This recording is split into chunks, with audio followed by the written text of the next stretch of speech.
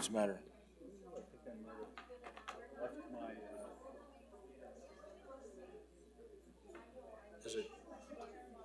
Is it charged though? it's charged, but it's been losing charge really. Oh, you don't have this thing, yeah. I don't. So I may lose my computer. We'll see. It lasted an hour. Maybe there's a hard copy. Did you ask Danielle? I could. Go ask Danielle if she has a hard copy. Good idea.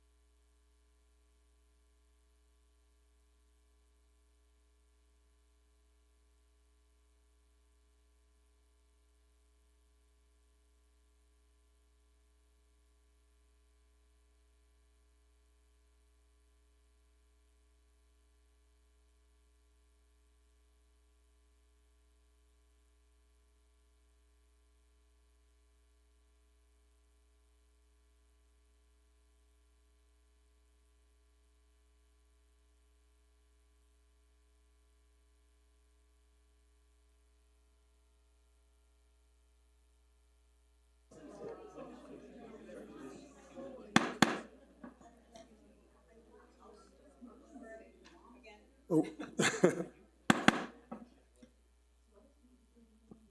Thank you. Again, welcome. Good evening. My name is Frank Reinau. I'm trustee and mayor pro tem. I'm calling the meeting Tuesday, November 19th, a regular meeting of BOT to order. The time is approximately 6:10. This meeting is streamed on the village website. The public can also participate via Zoom. Instructions and overall public participation guidelines are listed on the website and on page 5 of the meeting packet. The Village of Los Ranchos is providing the ability for the public to participate in hybrid meetings. As with any application, digital service, or software, the opportunity for failure can occur. Therefore, the village is not responsible for the inability to connect to the meeting, either by Zoom, by the Zoom link, or viewing via live stream. Meeting video and audio are recorded and will be available online after the meeting on the village website. Let me call the roll. Trustee Benavides? Here. Trustee Kiefer? Present. Trustee Radnovich? Here. Okay, thank you. Let's please stand for the Pledge of Allegiance.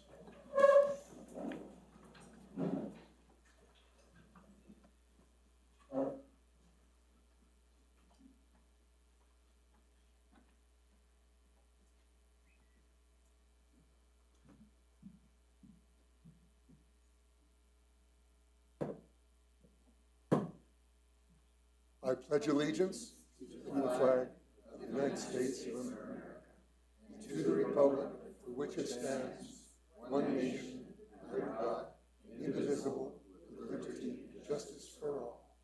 Thank you. You can be seated. Sir, gentlemen, can you tell us a little bit about yourself and your experience with Scouts?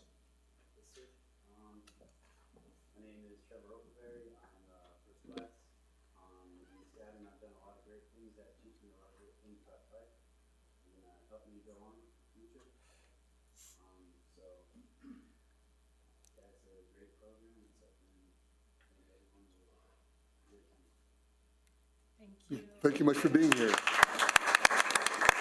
I say something about the Scouts?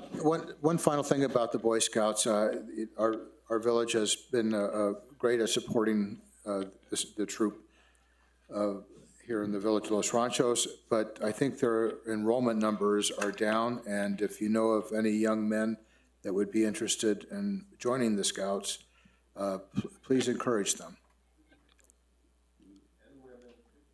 Oh, yeah. And women? Okay. And women, yeah. I don't, okay. I forgot that part, sorry. Okay, so in terms of the agenda, is there a motion to approve or amend the agenda? I'll make a motion to approve the agenda. Okay, is there a second? I'll second it. Any discussion from the governing body? I have none. Okay. Let me call the question. Trustee Benavides? Yes. Trustee Kiefer? Yes. Trustee Radovich? Yes. And myself, Trustee Rhino, sure. Yes. Okay, so motion carries 4-0. This is an opportunity now for general public comment. Only those participants who signed up prior to the meeting can speak on topics that do not appear on the agenda, and will be given a time of 3 minutes. No action can occur on these items. If you have questions, please feel free to contact staff during business hours. Danielle, can you proceed by calling up individuals that signed up for the general public comment? Thank you, Mayor and trustees. Our first individual is Ms. Camille Vados, and we'll take the microphone over 1 second.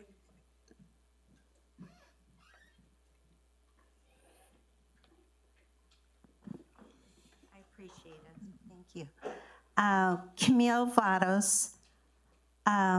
I live at 427 El Paraíso Road, Los Ranchos, New Mexico, and I grew up in this neighborhood. And I think I have, in terms of what I want to comment on, I have commented before on neighborhoods. And the village was established in terms of neighborhoods or estates. I don't know. You know, I just knew where I grew up, and I still remain in the village. But anyway, I grew up with the Chavezes, and Loretta Chavez is here. Her brother, Robert, is here. I thank them and many neighbors who come to, now that I'm older, obviously, and I have a disability. My mobility is impaired. So my neighbors to the west of me, and one's a commissioner, and they make food, and it's really good. Loretta has offered and many times have taken me to doctor's appointments. This is camaraderie. This is a neighborhood. And I hope there's going to be camaraderie within the new apartment complex. I have no idea what that's going to be like. But anyway, I don't see Susan Florsheim, who lives on Sandia View, which abuts my backyard. And she's offered as well to help in any way that she can. And I just wanted to recognize, you know, what goes on in a neighborhood. And let's see. This is the first time I wrote things down, and I can't even understand my own writing. I did attend the yard sale that was advertised, and it took place in our barn. And I have never spent as much money as I did at a yard sale, but there was some amazing things, and I couldn't help myself. I love yard sales. The speaker's time has expired. Okay. And can I just say one other thing? I know Mr.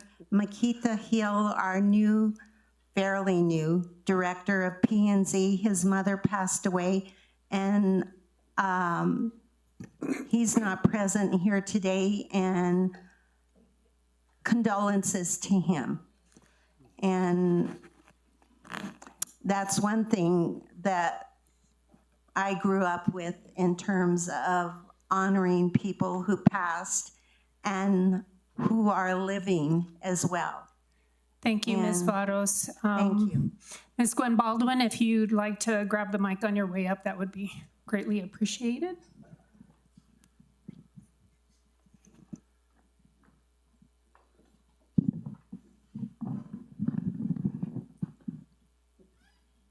Hopefully. Can you hear me? Okay. Good evening, Mayor Pro Tem Reinau and trustees. Gwen Baldwin, 435 El Paraiso Road Northwest. And I'm here to sort of riff off of Camille's comments because the community yard sale that was held last Sunday was, in fact, a huge success, a true community-created event that I really hope will continue. And as with any success, the community yard sale took a village to pull off, literally. A few neighbors gathered around a kitchen table about 3 months ago to identify ways for our community to come together in fun and meaningful ways. The Acequia Walks were one idea that has come to fruition. And Penny Remby asked the fatal question, how about a community yard sale? And we were off and running. And now the dust has settled. We had 500 plus attendees. We maxed out our seller registrations that raised $500 for the Community Garden Fund that I hope will become an official budget line item later this evening, and created a new community event where both the sellers and the buyers said, so when's the next one? Before the sale was over. I even heard from a KKOB radio host that they'd love to promote the event in the future. No community effort succeeds without many, many hands. I want to personally thank Administrator Avila for his partnership and guidance in working to make this a village-sponsored event, as well as all the staff that helped with logistics, especially Amelia, Keen, and Michelle. And many thanks to Troop 9 scouts and their parents who provided community service on Sunday in the setup and cleanup. And it was great to see Trevor and his mom, there you are in the back, trooping the colors tonight. Last but most definitely not least, the dedicated, innovative, and gosh darn fun team of neighbors that made this all happen.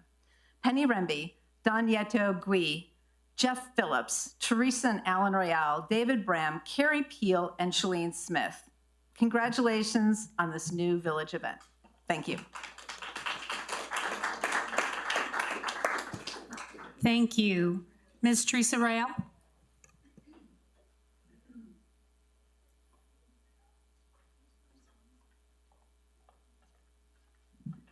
Teresa Royale, 1005 El Alhambra Circle. I want to give a big thank you to the Boy Scouts. They were so good at the community yard sale this weekend. They were just really helpful, they were cordial, and they were great. They really deserve a big hand. Anyway. Thank you, Trevor. And I also really want to thank Fred Radosevich for his support with some of the recent burglaries in my neighborhood, Tinnen Farms, and South El Caballero. So Fred was gracious to participate in our HOA meeting last week to discuss crime and safety in Los Ranchos. Fred has been supportive of an idea that I had to form a Los Ranchos neighborhood-to-neighborhood watch group. 24 residents, 9 different neighborhoods, Mayor Pro Tem Frank Renau, Village Administrator John Avila.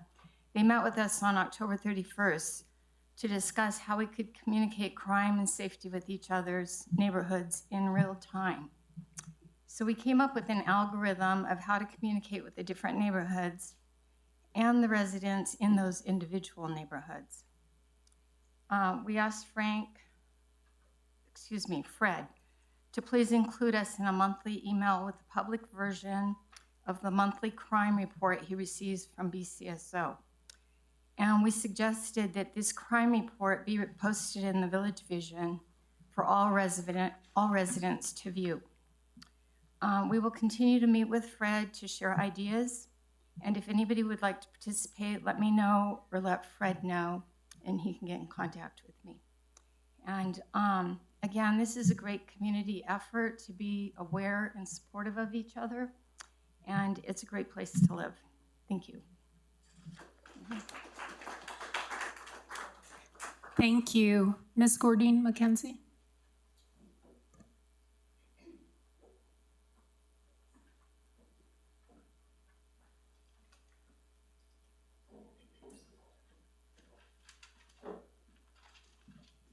Gordine McKenzie, 7315 Guadalupe Trail Northwest. I just wanted to mention two things and give my wholehearted support, although it is on the agenda, so you can stop me if you want to, for the Los Ranchos Main Street program. It's a collaboration between business and also Los Ranchos Village. And it's a very important program. I come to it as a person who has a home occupation business, as does my partner. And there are business owners from all over the village. And I wanted to invite any business owners that maybe don't know about it to go onto the website and join us in the Main Street program. It is creating an opportunity for us to collaborate and strengthen our village community and also form ties with the village. There are workshops, there are all kinds of things that are being offered to strengthen villages. And it's a way for us to get together in terms of community. And speaking of community, microphone. Okay. Speaking of community, I wanted to invite you all to the Los Ranchos annual holiday art markets. And this year they'll be held on December 7th and December 14th. They start at 10 a.m. and they'll end at 2 p.m. The theme is Unwrap the Season. And also a theme is to buy local, buy from the artists. We have a large selection out there. There'll also be raffles, there'll be food trucks, there's going to be music, and I hope you all will join us and help celebrate the season, visit with the artists, have some good food, smell some wonderful products, and taste some wonderful things and touch some wonderful things as well. Thank you very much. Thank you. Ms. Drew?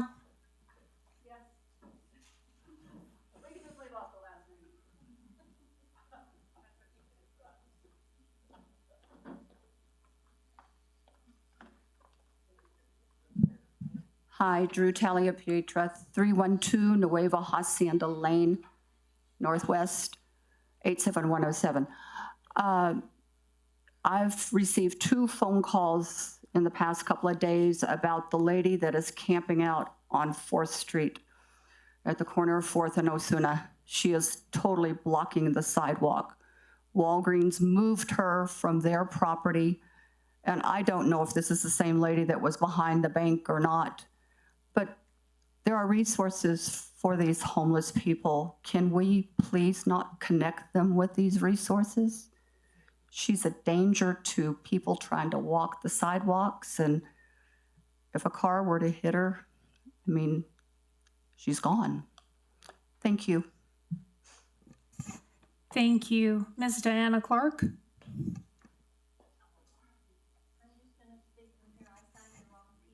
Okay, ma'am. Okay, no problem there. So we are going to scratch you off a public comment, but you're listed under the appeal. So we're going to go ahead and move on to Ms. Deandra Lopez and Mr. Andrew Cusmano. If you'd like to approach the podium, please state your name and address for the record. Good evening. I am Deandra Lopez with Public Service Company of New Mexico. The address is going to be 414 Silver Avenue Southeast, in Albuquerque, New Mexico. Again, my name is Deandra Lopez. I'm the local government community manager for PNM, representing the greater Albuquerque area, which includes the village of Los Ranchos. We thank you for the opportunity to speak to you tonight. Wanted to, make it clear and kind of, answer any questions you may have about the recent outage event that we experienced. This was an unprecedented event in the sense that we had a record heat October, and then the first week of November, we had snow. So we went from summer to winter almost immediately. Still had green leaves on the trees, and heavy snow coming down, which caused a lot of tree damage, which damaged our infrastructure.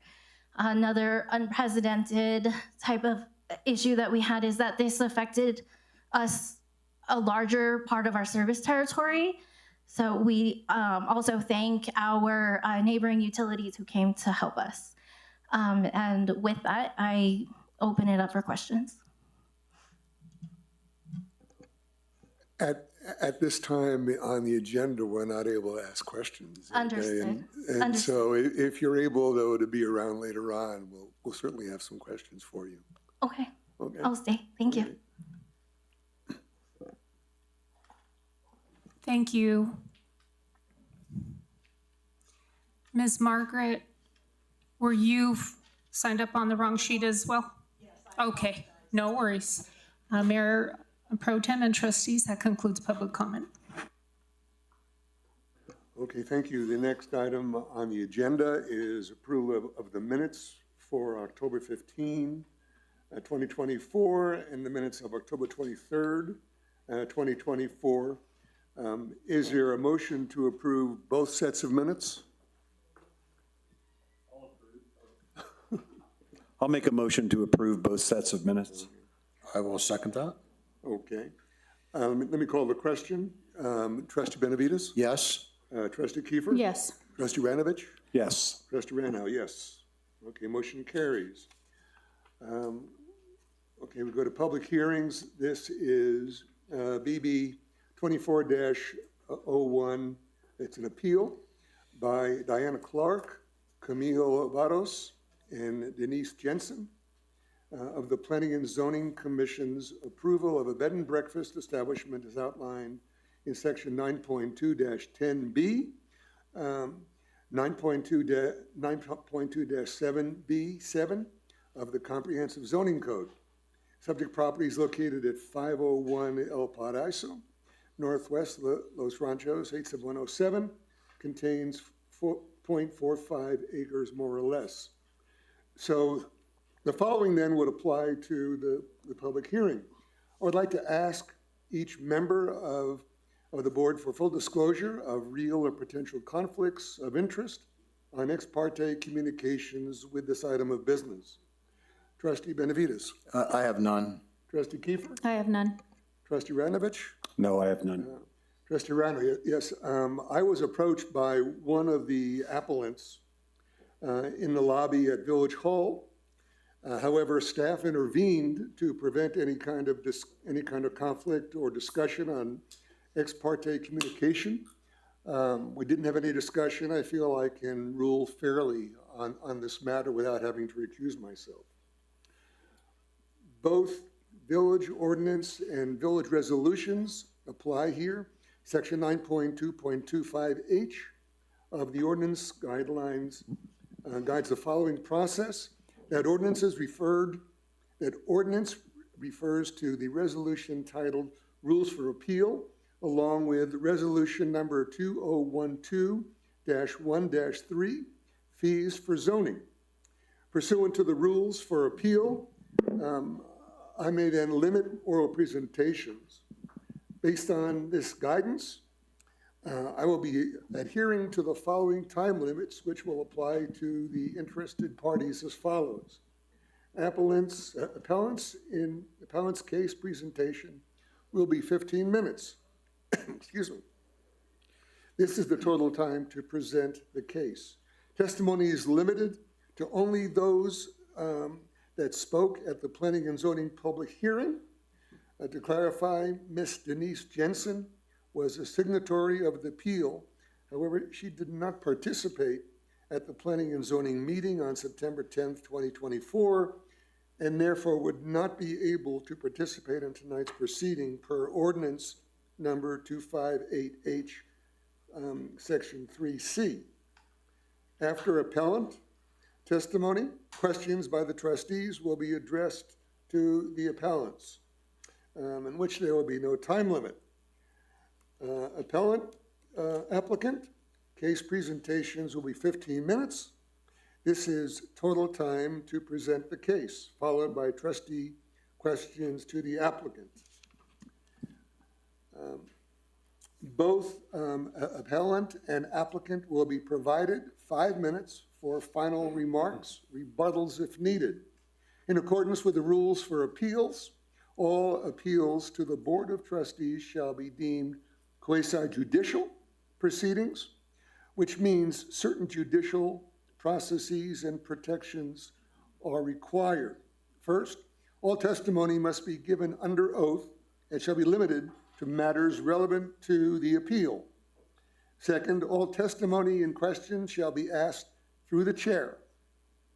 Third, the chair will acknowledge those who want to give testimony or ask questions, as well as enter into the record communication received from the public concerning the pending application. All persons participating in meetings of the Board of Trustees, please are expected to conduct themselves in a courteous manner. Board of Trustees shall render its written decision within 15 days of the hearing. The written decision shall include an order and the factual and legal basis for the order. So, Attorney Chappell, will you please swear in all participants? Will they stand, please? Yes, everyone that's going to testify, please stand and raise their right hand. Do you solemnly swear to tell the whole truth and nothing but the truth under penalty of law? Thank you. Thank you. So, Planning and Zoning Consultant Brennan Williams, can you please present the appeal? Good evening. Thank you, Mayor Pro Tem and trustees. Again, my name is Brennan Williams. I'm a planning and zoning consultant assisting the village in planning and zoning matters, and I'm here instead of Director Hill. Trustees, item number 7, BB 2401, is an appeal of the Planning and Zoning Commission's September 2024 determination to approve a bed and breakfast establishment for the property located at 501 El Paraiso Road Northwest. The subject site is zoned R2 residential, and as Mayor Pro Tem indicated in his opening remarks, is just a little less than half an acre in area. The pertinent details of the application are there's an existing 565 square foot guest house on the subject property located toward the east side of the lot.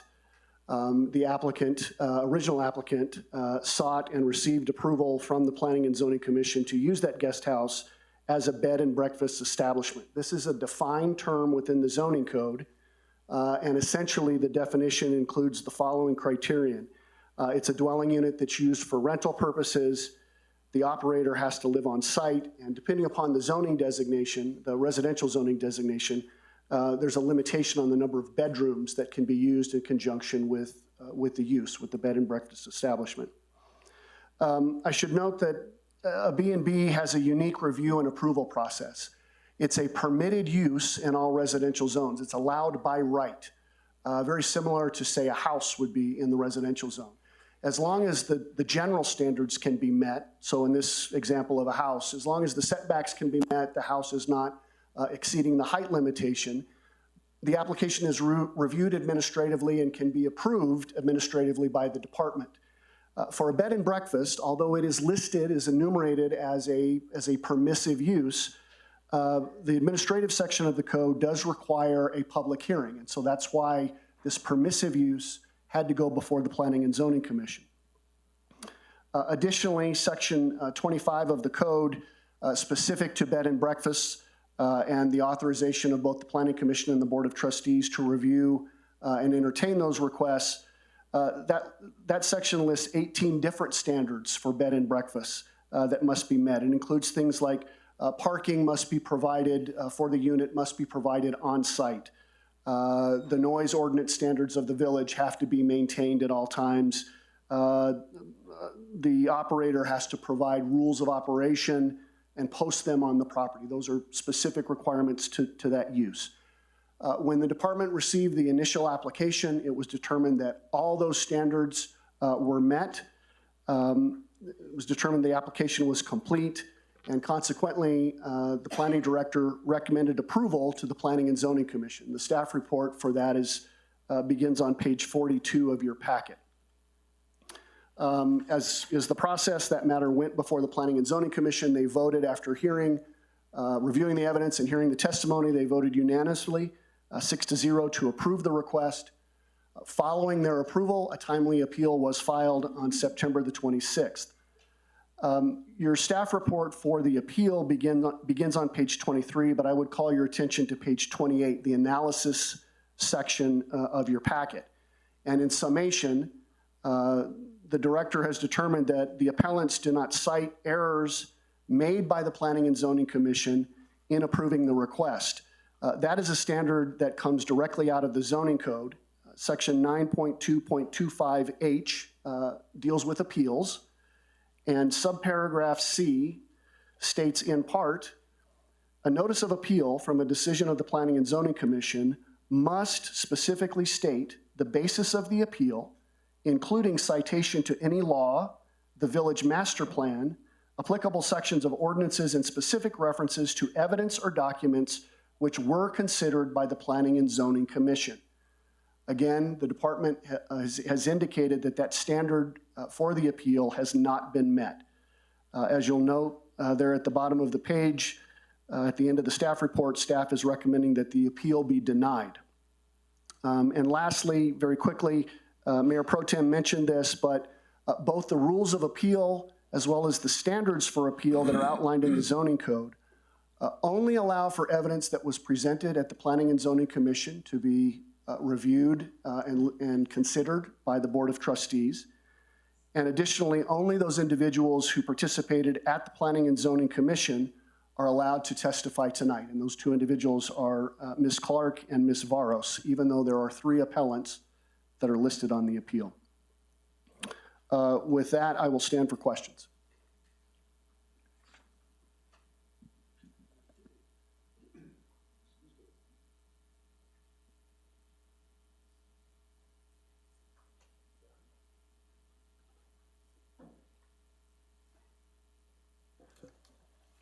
Are there, excuse me, okay. So at this point, let's see, at this point, we will, commence with the appellants first. Ms. Clark and Ms. Varos, would you please approach the podium? State your name and address for the record. You'll have 15 minutes.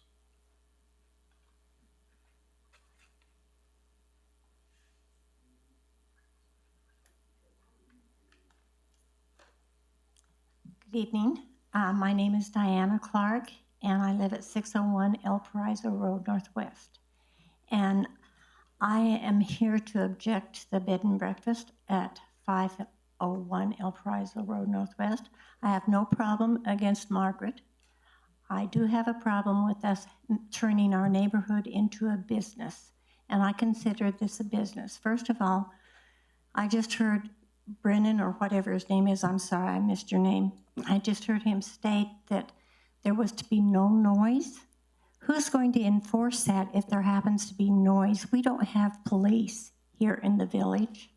We don't have a fire department. We don't have anything like that that a village normally would have. So I'm concerned about people coming into my neighborhood, maybe possibly the parking along the street where a fire truck couldn't be allowed to get into the fire department, into the area where this is, because it's a small lot. It may be deep, but it has a small, narrow on the street. It's narrow on the street. I'm concerned about bringing people into the neighborhood. I don't have a problem with people with their rentals, but this is not a rental. They will bring people into the neighborhood that we do not know, and we have children in the neighborhood.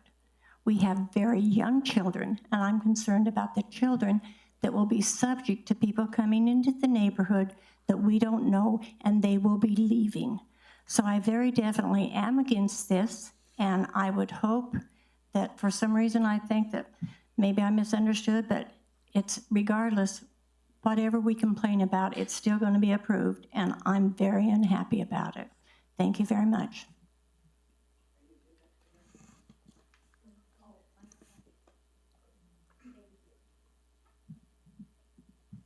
You're not strong enough either.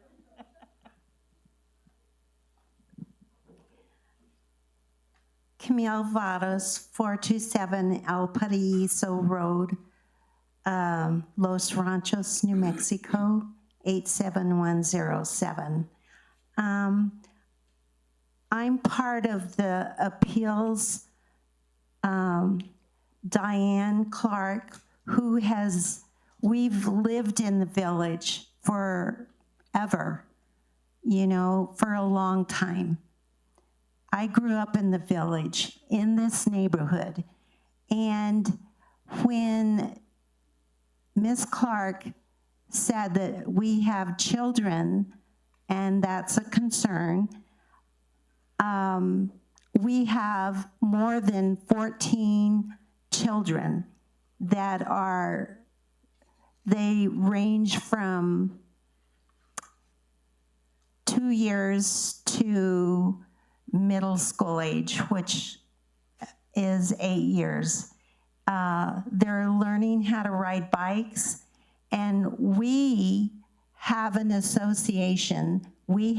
It's within our covenants that we do not lease or rent in our neighborhood.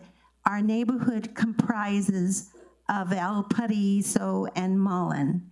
And there is at 500 El Paraíso, it started as a bed and breakfast or an Airbnb, and they have their own guidelines. And they applied for a bed and breakfast last year with the village and was approved.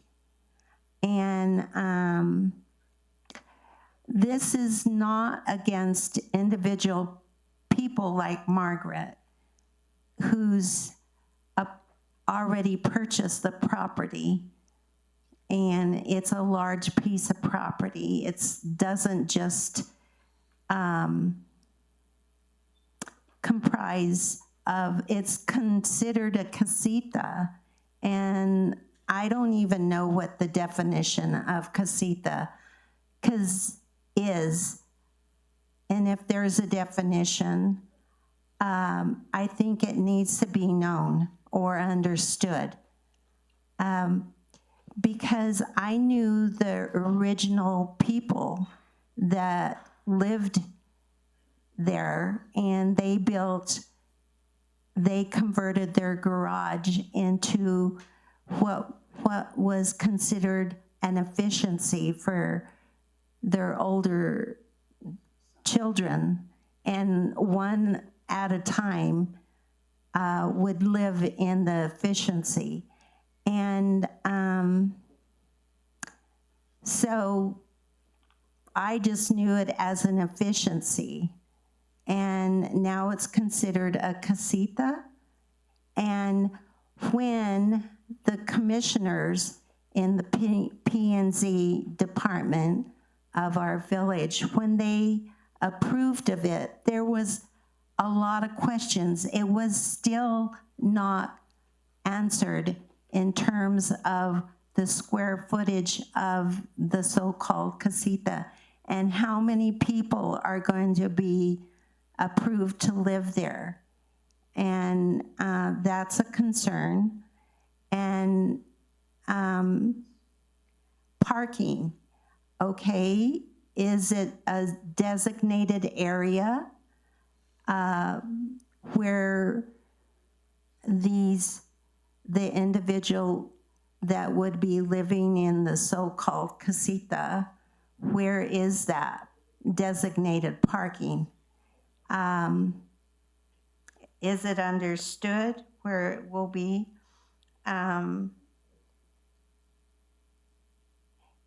Is there an ADA, now that I have a mobility issue, is there going to be an ADA parking available? And that's the law. And how would we know? You know, who's going to monitor that as well?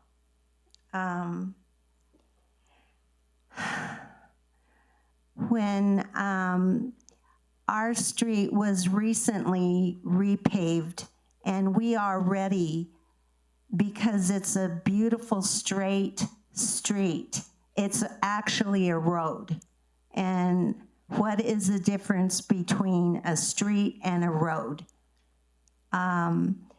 We already have increased traffic there on our street, and we have a neighborhood as watch. So we know what cars come in and out of our road. And if applications are approved just because they meet the guidelines, I would hope that our neighborhood is considered not in the business realm. Change is going to happen, but I think when we had a workshop on short-term rentals, when there was a different director of planning and zoning before Mr. Hill, there was a workshop, and there was 67 approved or considered applications for the village based on population. So who's going to monitor that? And how many short-term rentals, whether it's an Airbnb or a bed and breakfast, if the applicants approve or meet the guidelines, who's going to be monitoring how many we are being approved for? And Diana, did you have anything more to say? So the square footage, I think the consultant, and I'm sorry about naming names, Mr. Brennan, if I heard correctly, you gave a square footage, but this, the commissioners, when they approved of this application, there was a question, because there's an oversized garage for, what do you call it? an RV garage. There is a little efficiency attached to that. So there is none?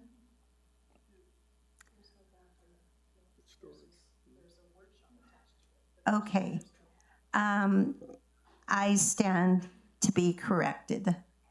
But I would like to know exactly what the square footage of the approved casita, if that's all that's going to take place, and if in fact Margaret is going to be living on the premise, because with my immobility, I don't want to be the monitor or considered the whistleblower, so to speak, of this so-called approved application. And I don't know. Change is going to happen. Look at the palindrome, but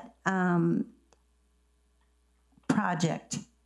And we're a village, or we have been recognized as a village, but with businesses in neighborhoods that have been established for years, when that changes or over time, I think we need to look at how many is going to be approved per neighborhood, because palindrome is 1 part, 12.5 acres, I think.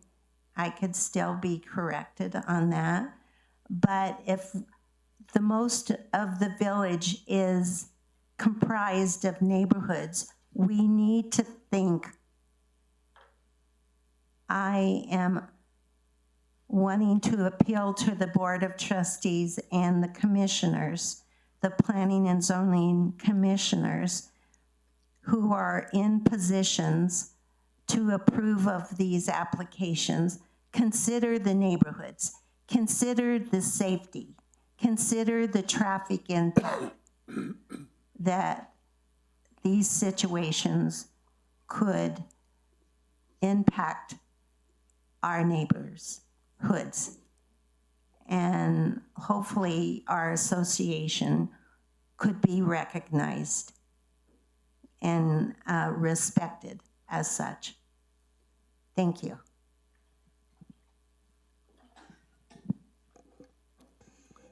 Okay, thank you. So at this point, do we have any questions from the trustees of the appellants? None for them, but I suppose later we can ask questions of Brendan. We can do it now. Okay. Yeah, we can do it now also. All right, so here are my questions. So looking at the satellite images of the piece of property, there's quite a few buildings on it, and I know we have a requirement, and I'm going to say this loosely, so you can correct me with the exact wording, in regards to how much of a building footprint you can put on a lot, right? And for an acre, I think it's 20%, but this might be smaller. So my question is, did we exceed the allowed amount? Mayor Pro Tem, Trustee Benavides, the short answer is no. One of the calculations, one of the reviews that's done when an application comes in is to ensure in this, or pertinent to your question, that the density requirements that are outlined within the code are being met. And that, after the math was done, it was determined by the department that they weren't exceeding their floor area ratio. Okay. And I think we have a requirement that either an owner or manager be on site. Is that correct? Mayor Pro Tem Trustee Benavides, yes, sir. For a bed and breakfast establishment, one of the requirements is that the owner operator, or that the operator reside on site. All right, would that be the owner, do we know? Or It's generally, yes, the owner is acting as the operator and they're required to live on the property. okay, and just remind me, if you have a guest house, you're not allowed to rent the guest house separately, but you can have it as a B&B, is that correct? Mayor Pro Tem Trustee Benavides, yes, sir, you're correct. A guest house, remember, a bed and breakfast establishment and a guest house are two different types of uses that are allowed in a residential zone. But a guest house, which is a conditional use, limits the size of the unit. It requires that if it will be used as a rental, it has to come through the Planning Commission and get their approval to do so. There are other applicable standards that are associated with a guest house. But that's a higher bar to pass, right, to be able to rent it out? Mayor Pro Tem Trustee Benavides, yes, sir. It's a similar process, but it does for a guest house and conditional use approval.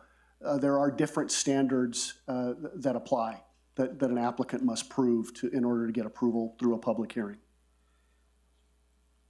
That's all I have. Thank you. Trustee Kiefer? So I guess my first question is the owner here? Yes, ma'am. Does she get to present a case and do we get to ask her any questions? Because before I ask any questions, I'd like to hear her side and be able to have a well-rounded understanding of what's going on. She would be able to present once we complete this part of the discussion. So that will happen. So I can once still this ask is done. questions afterwards? Oh, sure, oh, yeah. Okay, because to Trustee Benavides' question, he was like, can I ask anybody right now? So I just thought it was a free-for-all. Okay, I'll wait. I'll hold off on my questions until I hear the whole story. Trustee Ranovich? I only have one question. And I was just searching to see if I could look at the floor plan. I didn't see a space designated for the bed and breakfast user. Oh, thank you very much. Thank you. Appreciate it. Yeah.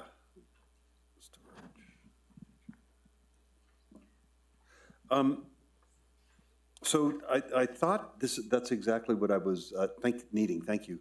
I noticed that the casita has a living kitchen area, but not a bedroom. And I also noticed, because there's storage, but not a bedroom, I assume it has a bedroom that's also part of the living and kitchen area, but it doesn't specifically say that. So I wondered, is there a problem with the fact that it doesn't actually state there would be a bedroom, because the ordinance that you included in the package, Mr. Brennan, and I assume Makita did this, showed that it needed to have a sleeping quarter. So I was curious about that. I didn't ask that very well, but do you understand what I'm saying? Trustee Ranovich, I think I'm there with you. Mayor Pro Tem Trustee Ranovich, the short answer would be no, it doesn't necessarily create a problem. If we need to, we can certainly get the applicant to designate that, which area of the unit is used as a bedroom. But again, I'm assuming here, but the standard process is that as long as the number of bedrooms does not exceed the specified, in this case, 4 bedrooms, then it's deemed to meet the standards. Okay, thank you. That's the only question I had at this point. Can someone please turn off their phone? I think we're getting some feedback here. Okay, I have just a couple of questions to clarify. The the ordinance requires that there's going to be off-street parking. So are there designated spaces for off-street parking in the application? Mr. Williams, yeah. Mayor Pro Tem, thank you. Yes, sir. Page 50 of your packet is a site plan that was submitted with the original application. If you'll look toward, I believe it's probably toward the bottom right-hand portion of your screen there. There's a designation for a carport with an arrow pointing to the rectangle there.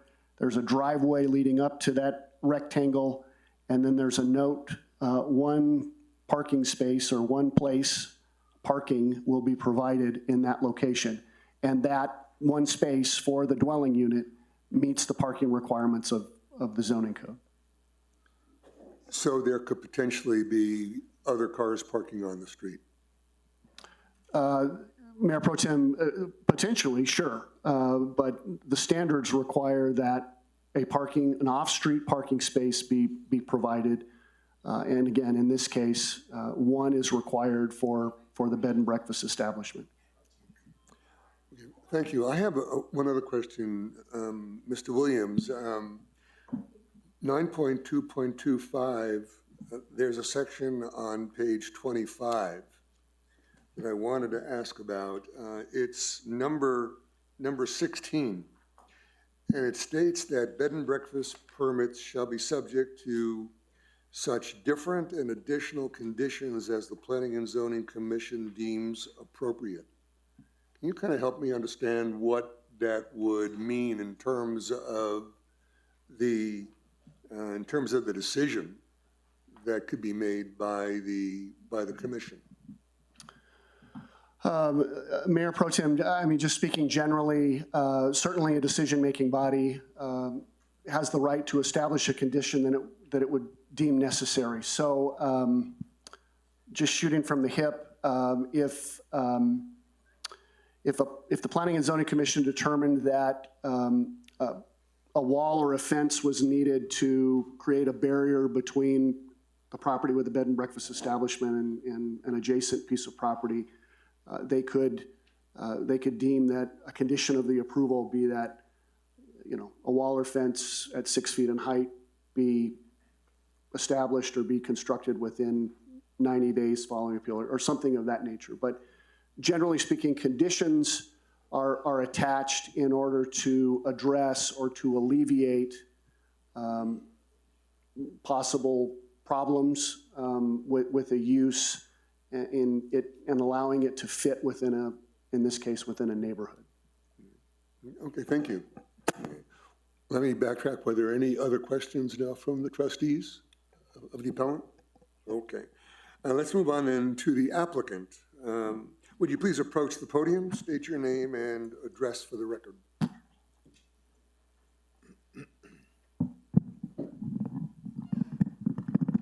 First, I have to tame the microphone. Mayor Pro Tem, trustees, neighbors, I am Margaret Disk. I live at 501 El Paraíso Road Northwest, 87107. Okay. So I actually, I'm unsure. Some questions have been raised that I can address if it's appropriate. I can address the parking. Is now a good time to do that? Thank you. Is now a good time to do that, or help me with protocol, please? You've got 15 minutes for your presentation. My and presentation then we'll have an is 30 opportunity to ask seconds. questions. Yeah. Okay, well, my presentation is the application to appeal Planning and Zoning Commission decision says on the first page, the basis of appeal, please reference to or cite any law, the village master plan, applicable sections of ordinances and specific references to evidence or documents which were considered by the Planning and Zoning Commission. None of this has happened. So I think based on that, the appeal needs to be rejected. Seems straightforward to me. Okay, so now let me open up the questions then to the board. Trustee Benavides. And this can go to to the applicant as well as to Mr. Brennan. So you're the owner, but will you also be the Yes, and I do operator? live on site, yes. Okay. That's all I have for her. Okay. Trustee Kiefer? Welcome. Thank you for your time. So I'm looking at the hand-drawn site plan that's in the know. packet. Yes. And I'm assuming that the Oh, square labeled as a casita is what is in discussion this evening, correct? yes, ma'am. That's actually not hand-drawn. I took that off of the county website. But yes, the square marked casita is what we're discussing tonight. Okay. And so you have carport driveway in front of that, the casita storage right behind that, a garage. Is that garage a actual garage, or is that a converted building as well? It is a garage, and there's no bathing facilities there. There is a potty, and that's all. Okay. It's not, right now it has boxes in it. And so this casita is the 554-ish square feet that we're talking about, correct? Yes, ma'am. Okay. And in there, it's got a bathroom and then open space, and it does not or does have a kitchen? There are cabinets, but there is not a stove, because I understood that was not allowed. Okay. And there is a sink and a refrigerator. And the tiniest dishwasher you've ever seen. Okay. It's really cute. Awesome. Okay. So my question is, how many people are you planning on putting in this casita at any given time? At the most 2. And they have to, I had a very good marriage, and I could not imagine living in this place, so I would aim at 1. Okay. And Brennan, I don't know if this is a question for you or for Miss Margaret. What are the rules on bed and breakfast as far as length of stay? Mayor Pro Tem Trustee Kiefer, there's not. There's not a specified limit. The definition does make reference to a bed and breakfast being used as a short-term rental, but short is not defined. So I guess to a question that was brought up of, I mean, this is essentially kind of a guest house without a kitchen. How does this differ? Educate me on how this differs than renting out a guest house and follows a different process. Mayor Pro Tem Trustee Kiefer, excellent question. A guest house and a bed and breakfast, in my analysis, are almost identical, with the exception of the process by which each goes through. Bed and breakfast is a permissive use, but it does require a public hearing through the Planning and Zoning Commission. A guest house is a conditional use, which could be approved administratively, but sometimes requires the Planning and Zoning Commission to weigh in. And then there are provisions that are specific to a bed and breakfast, to a guest house. Give me 1 second.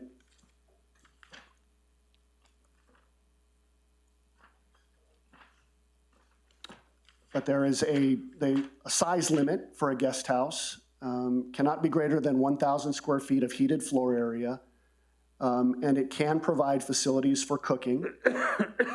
A guest house may not have a garage, so arguably a bed and breakfast could. Occupants for a guest house, occupants shall not be charged rent unless an explicit condition allowing the rental has been approved by the commission, or rent is only for short-term rental, as all or part of a permitted bed and breakfast application. So if you're going to use a guest house as a rental, you have to follow the bed and breakfast process. And it sounds like when I heard can have facilities as like a kitchen, in this situation, you're talking almost identical type of property. Mayor Pro Tem, Trustee Kiefer, I would agree with you. They're very, very, very, very similar, but for whatever reason, there's a distinction between a guest house and the process by which a property owner goes through to get approval or authorization for that, as compared to a bed and breakfast establishment, almost the same thing, but just a little bit different.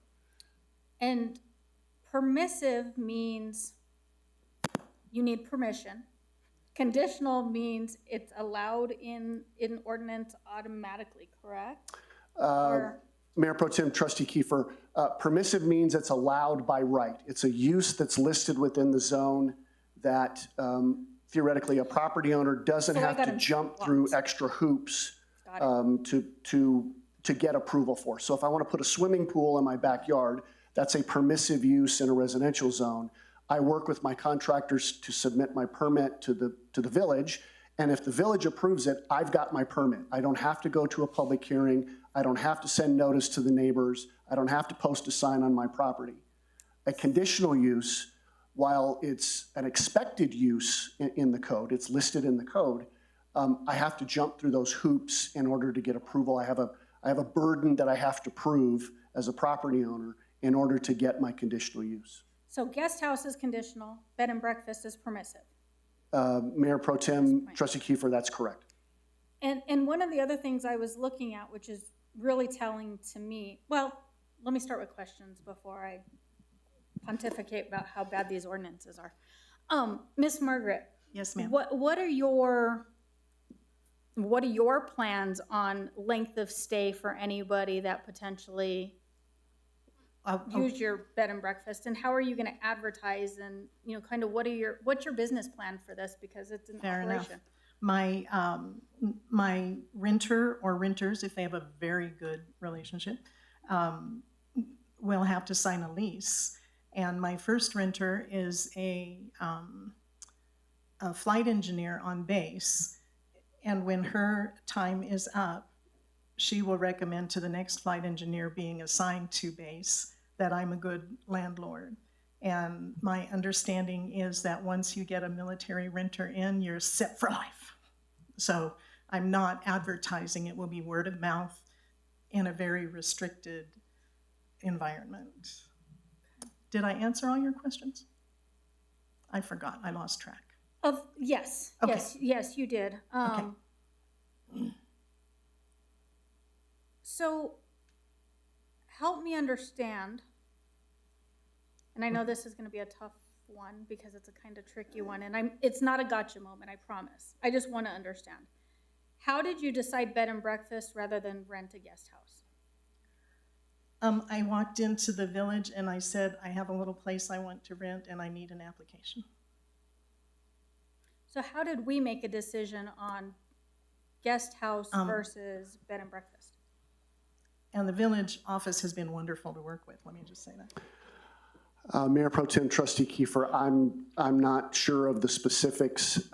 Generally speaking, when folks come in and they have, I've got this and this is what I want to do, or I think I want to do, the standard process is for the village staff to kind of lay out, here's your options. If you want to go from point A to point Z, So we're not these are making the those, steps. I just want to make sure we're not making those recommendations based on, hey, this is conditional and this is permissive. So the easy way is going the conditional way rather than the permissive way. Mayor Pro Tem, Trustee Kiefer, my short answer would be no, I don't think so. And again, I don't believe I met with Ms. Disk on this particular matter. But having been around village staff, I know that when someone is interested in using an accessory building, so not their house, but they want to use a casita, a guest house, my in-law quarters, whatever you want to call it, when they want to use that for a rental, typically staff steers them toward or classifies that as a bed and breakfast establishment. I may have said casita, actually. So. And so let me ask a question from a planning and zoning is, how are we monitoring the number of bed and breakfasts? How are we monitoring that people are actually living there like the statute or ordinance requires? You know, because if we're steering everybody bed and breakfast, then how are we following up to make sure that they're in compliance year after year after year after year, and it's not a rental?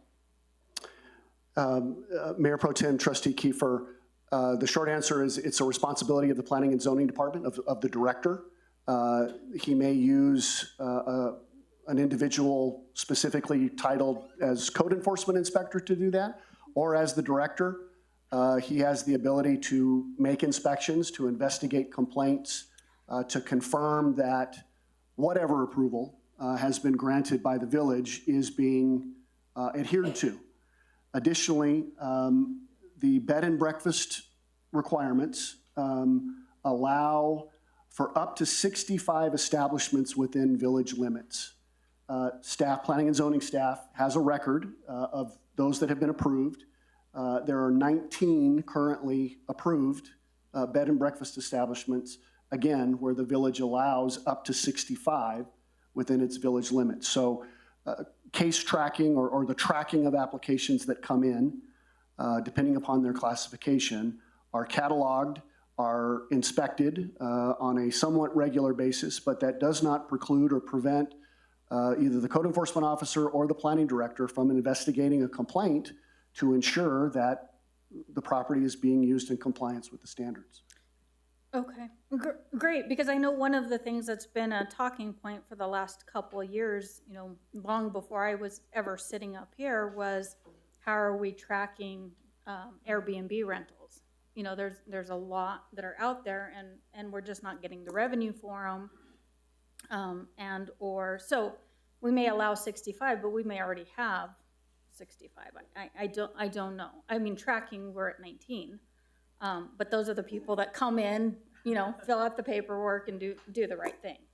Correct. And very quickly, Mayor Pro Tem, Trustee Kiefer, and if we are made aware of a situation where somebody says, look, you've got an unregistered or an unpermitted bed and breakfast establishment, short-term rental, Airbnb, whatever classification, we can and do, and the village does investigate those in order to determine, is the complaint accurate? Is it legitimate? We theoretically could have a situation where somebody was doing something that they didn't know they needed approval for, or they knew they needed approval for and just opted to try and circumvent the process.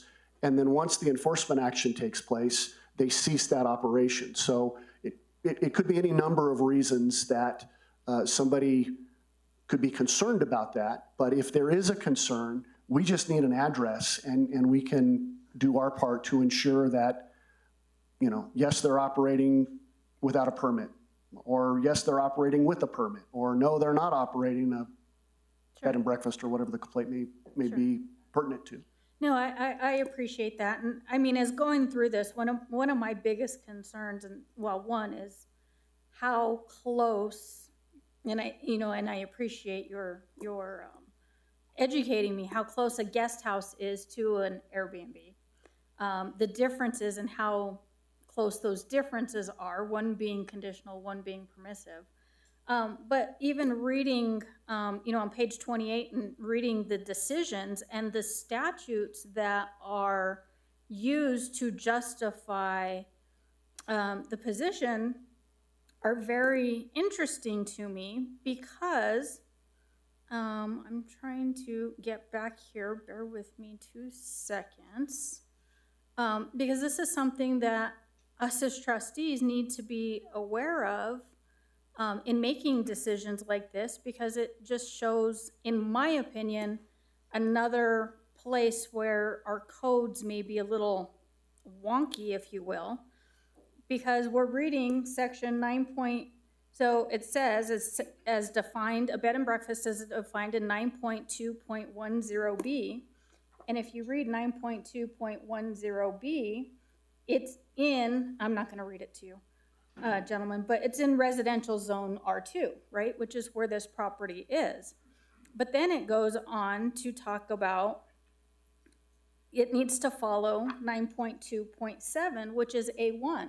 Well, those are totally different property sizes. I mean, we're talking allowing stuff in an R2 that has half acre or sometimes less, depending, that's allowed on 1 acre or more.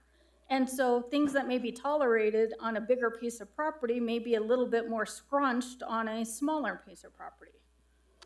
Mayor Pro Tem Trustee Kiefer, I understand where you're coming from, just very quickly. Sure. So the reference to the R2 zone, which is 9.2.10, under B, permissive uses, there's subparagraph 1 that says in the R2 zone, any permissive use that is allowed and regulated in the A1 zone is allowed in the R2. So that's why there's a reference back to A1. That's just specific to uses, though. It's not lot size, it's not setbacks, it's not building height. R2 has its own standards for that. It's just the uses are referenced in A1. Understood, but I'm thinking there may be some uses that are more suited for bigger properties than potentially for smaller properties. And so that's just something that needs to be considered, because when you're talking tighter residential areas, I mean, there is a considerable difference between 1 acre and half an acre, especially when you're adding more traffic, especially when you're adding more bodies, you're adding more people, which is adding more usage to just infrastructure in general. If everybody in R2 started putting up B&Bs, or the other additional 48 that are allowed, you know, there may not be some happy neighbors. So anyway, just kind of pointing that out.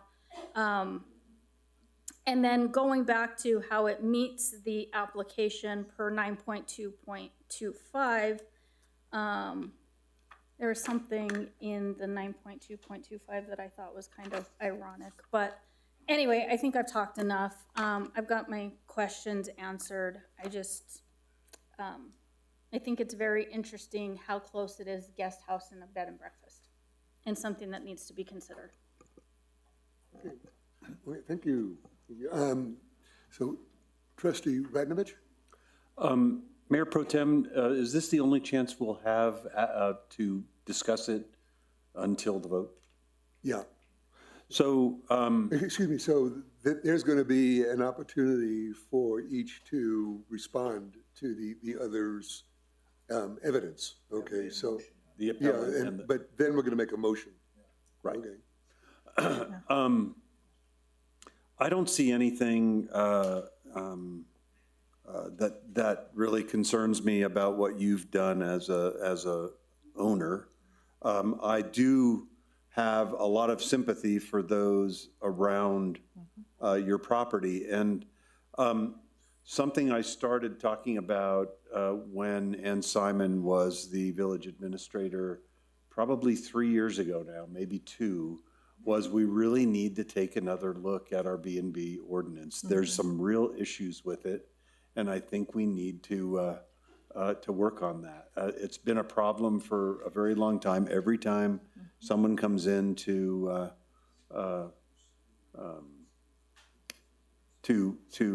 register, I'll say, and get certified, get approved, there are issues. So I think we need to work on that on those requirements, and it's pretty important.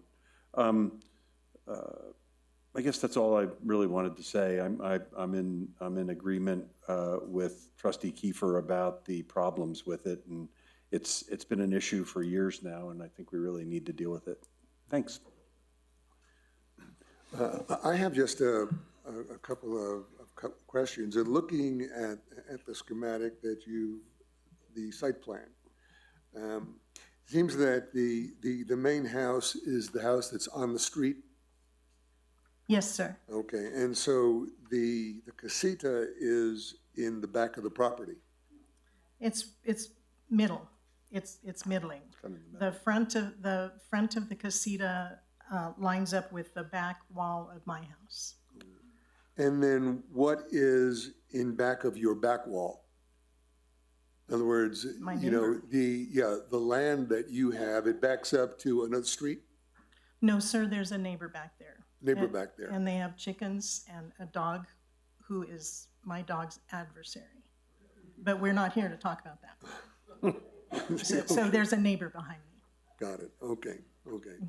And the, you know, to what degree then, and this was mentioned in the appellant's claim, were you able then to get feedback from the neighborhood about the proposed casita? Do you mean, did I go around and ask? Yeah, in terms of what you might have done. No, sir, I'm sorry, that didn't occur to me. This property has been a rental property for many years already, and I thought I was just codifying something that was already happening, so I didn't approach my neighbors. I believe my neighbors to the east are amenable. My neighbors to the west were very excited at the work being done. I don't know how they feel about it. So let's see, I can say this factually. They know I was fixing it up to rent, and they didn't object. So it had previously been a rental? Yes, sir. The person I bought the house from, I don't know how long they had rented it out, but they had. Okay. Yeah. Were there any other questions from? Perhaps I'm inexact. They have children living there. I would charge my son rent. I don't know if they charged rent or not, but they had extra familial occupants on the property. Does that make sense? Okay. Okay, good. I'd like to give an opportunity now to Ms. Clark and Ms. Varos, if there are any final comments in response to the discussion that we've had thus far. That was noisy, I'm sorry.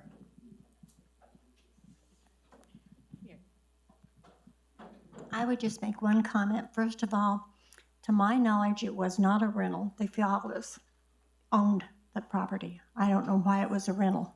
Never heard that before. And secondly, if you have so much trouble with the zoning of this, why don't you quit allowing this until you straighten it out? Thank you. Camille Vados, 427L Paraíso Road, Los Ranchos, and I do have some comments. And if there's problems, like Ms. Clark said, with approving or appealing, because that's what this is it's an appeal process. How could you unanimously vote, even among the commissioners? It was unanimously voted 0-6 or 6-0. And we didn't at that time even come up with a square footage. So a lot of those need to be considered. And if there is problems, let's fix the problem before approving of any more applications, because this is going to impact neighborhoods. We have an association with a covenant that's legal. And, you know, if it's going to impact, is one of those off-street parking going to be ADA? If it is, you know, and I want to be a good neighbor to Margaret, and I'm, you know, I know all my neighbors, but if our neighborhood is going to be impacted with businesses being approved through the Board of Trustees, recommended by the Planning and Zoning to be approved, then where is our voice? Where is the residents' voices? Then you know, why am I even coming to these? Why would I pay money for an appeal that's going to be approved nonetheless? You know, and I've lived here for close to 76 years. And there has always been, always is a fallacy, but at least justice for the residential people have been a consideration. And if Mr. Brennan said to deny the appeal, that's the word that was used. With what understanding or what validation does that appeal come from? I think that the 5 minutes for the appellant is up. We'll give 5 minutes to the applicant, please.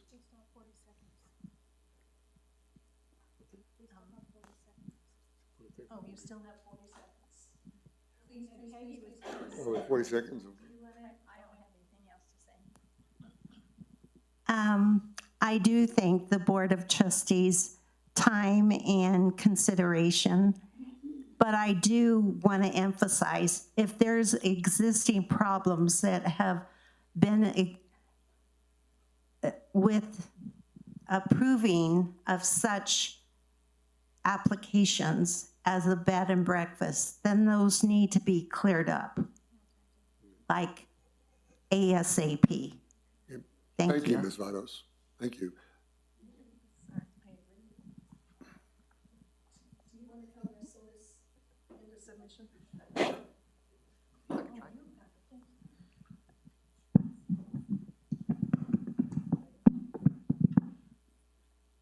Thank you very much. You'll also have 5 minutes. Okay. I don't believe, unless someone has a question I can answer for them, I can only say I'm very glad to be in Los Ranchos. I've wanted to live here since I was a teenager, a very long time ago. And I have permission to tell you that the neighbor on my east who approves of the rental is Gwen Baldwin of the Planning and Zoning Commission. And I was supposed to tell you something else, but I have forgotten what it was. So thank you very much. If anyone has questions, I can answer. Ms. Camille, if I can answer your questions, I just haven't done it here so that to keep things moving. Okay, all right. Are we all right? That's it right now, Okay, yeah. thank you kindly. Okay, thank you. I don't have any. So is there a motion to approve or deny the appeal from the board? I'll make a motion to deny the appeal. Is there a second? I'll second. So is there discussion from the governing body? Trustee Benavides.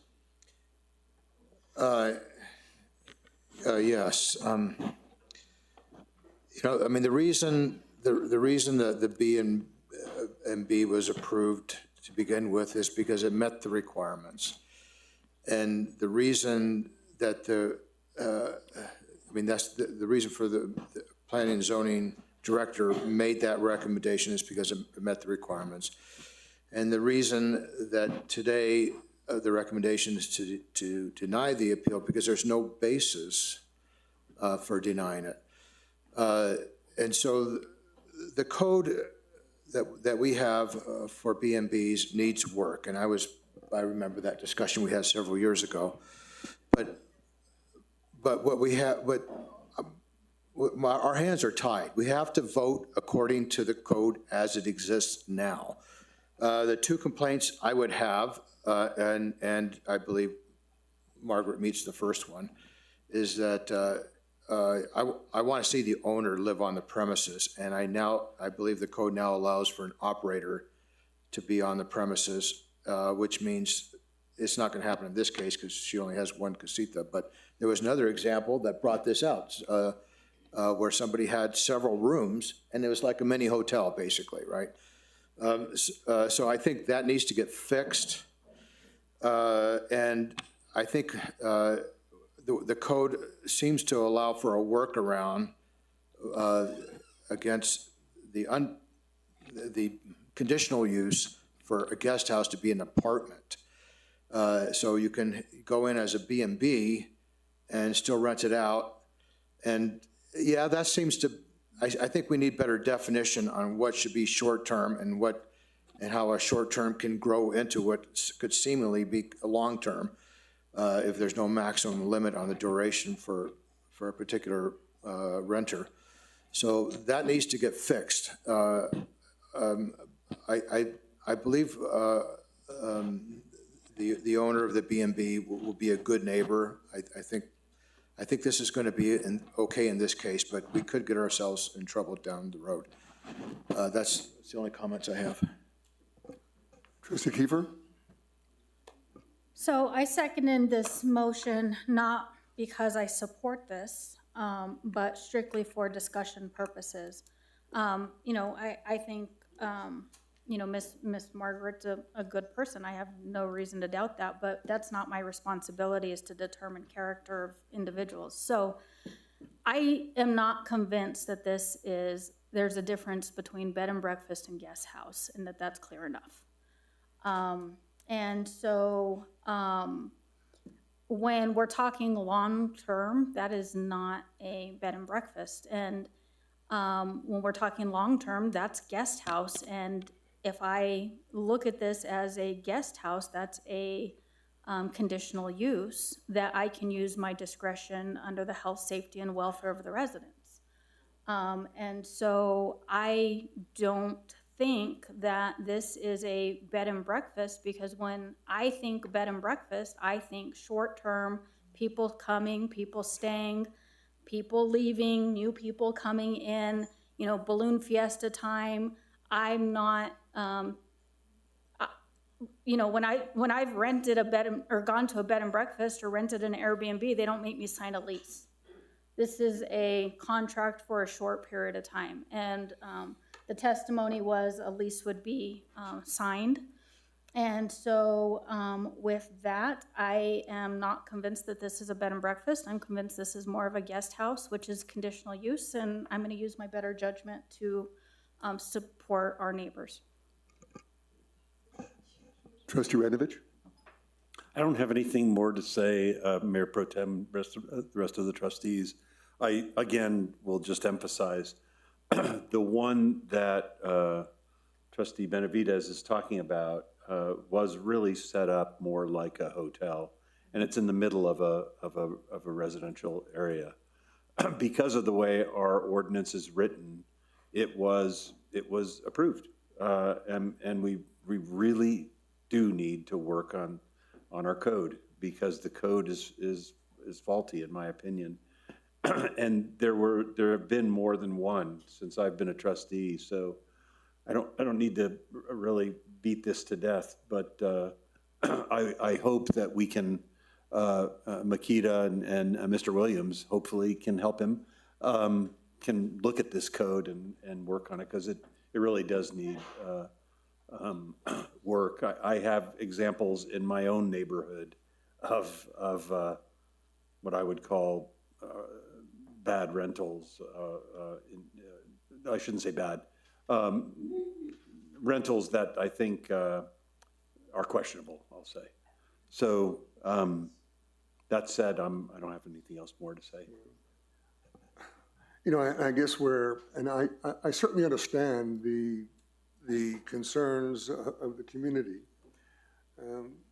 but our responsibility here, I think, is to take a look at the facts and the evidence that's presented, and agreed with my fellow trustees that this ordinance certainly needs to be looked at very critically, and that's something that I think we need to pass on to Makita and the planning and zoning staff, And it's a difficult situation because, certainly we're in a situation here where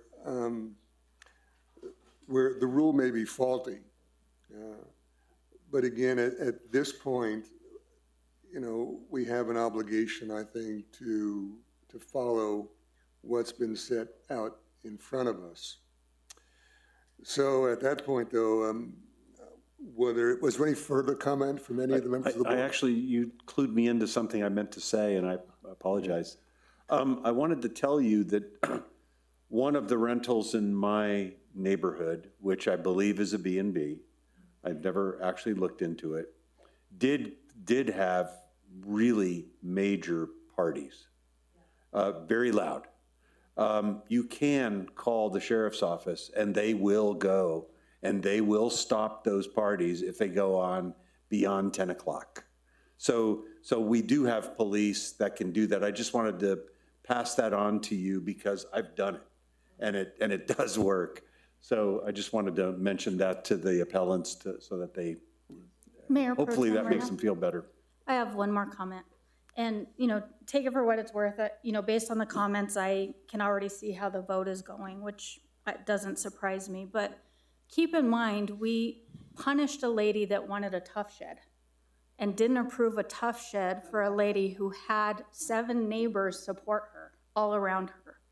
And yet, here we are allowing a business that can be considered a guest house. And we're, just kind of not taking into account the effect of the surrounding neighbors that are appealing this, and yet the surrounding neighbors supported a tough shed for a lady to get rid of a storage shed in the front of the house, and we couldn't do that. Just my thoughts. Any further comments from the board? No. Okay. So let me call the question. There's a motion here to deny the appeal. Trustee Benavides? Yes. Trustee Kiefer? No. Trustee Ranovich? Yes. Trustee Rano, yes. Okay. Is denied. Let's take about a 5-minute break here, take a stretch, and we'll come back and we'll continue. It's really good. Time is 7:45.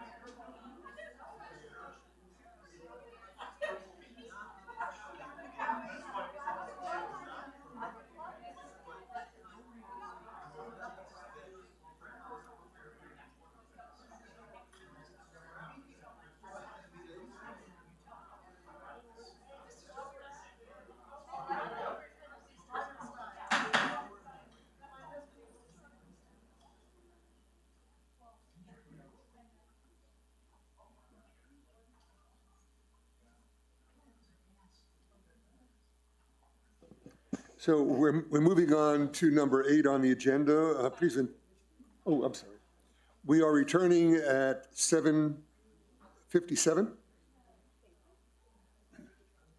Okay, so we're going into presentations.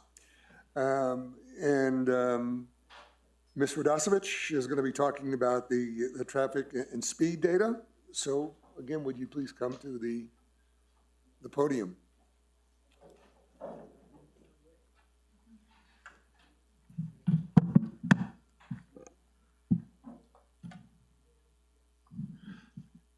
Thank you, Mayor and Trustees. I'm Fred Fisher, Public Safety Advisor, and what I want to do is present to you tonight a traffic count and speed study that we completed on the east-west roads through the village.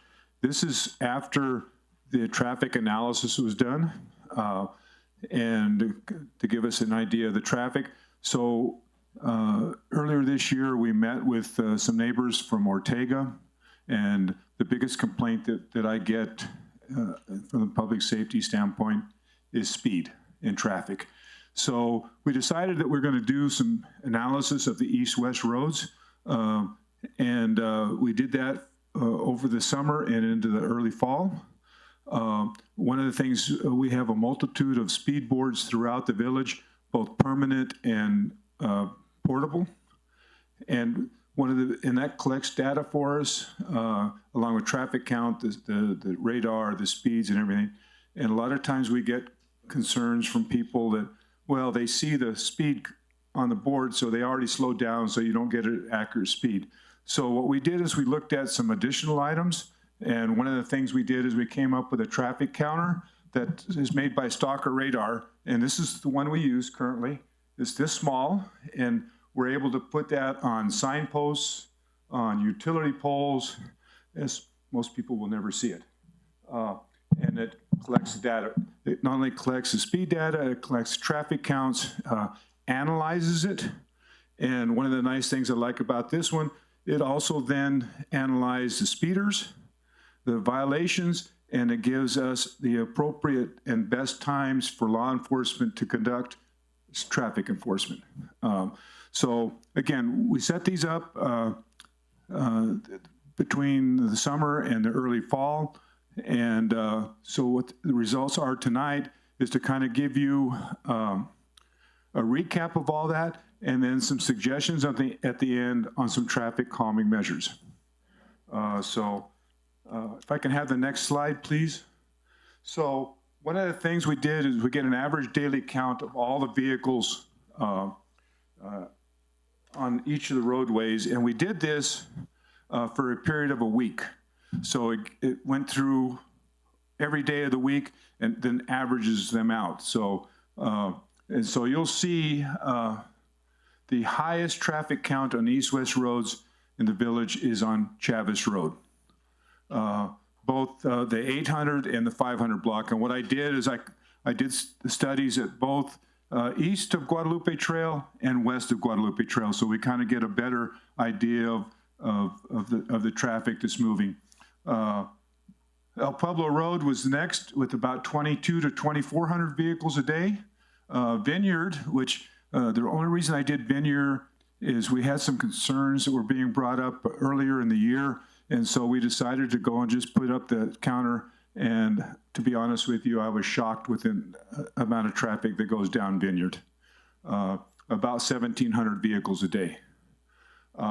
Then we did them on Ortega and on Green Valley. Green Valley is the lowest, it has roughly 500 vehicles a day, and that was done both in the 900 block and in the 500 block. Next slide, please.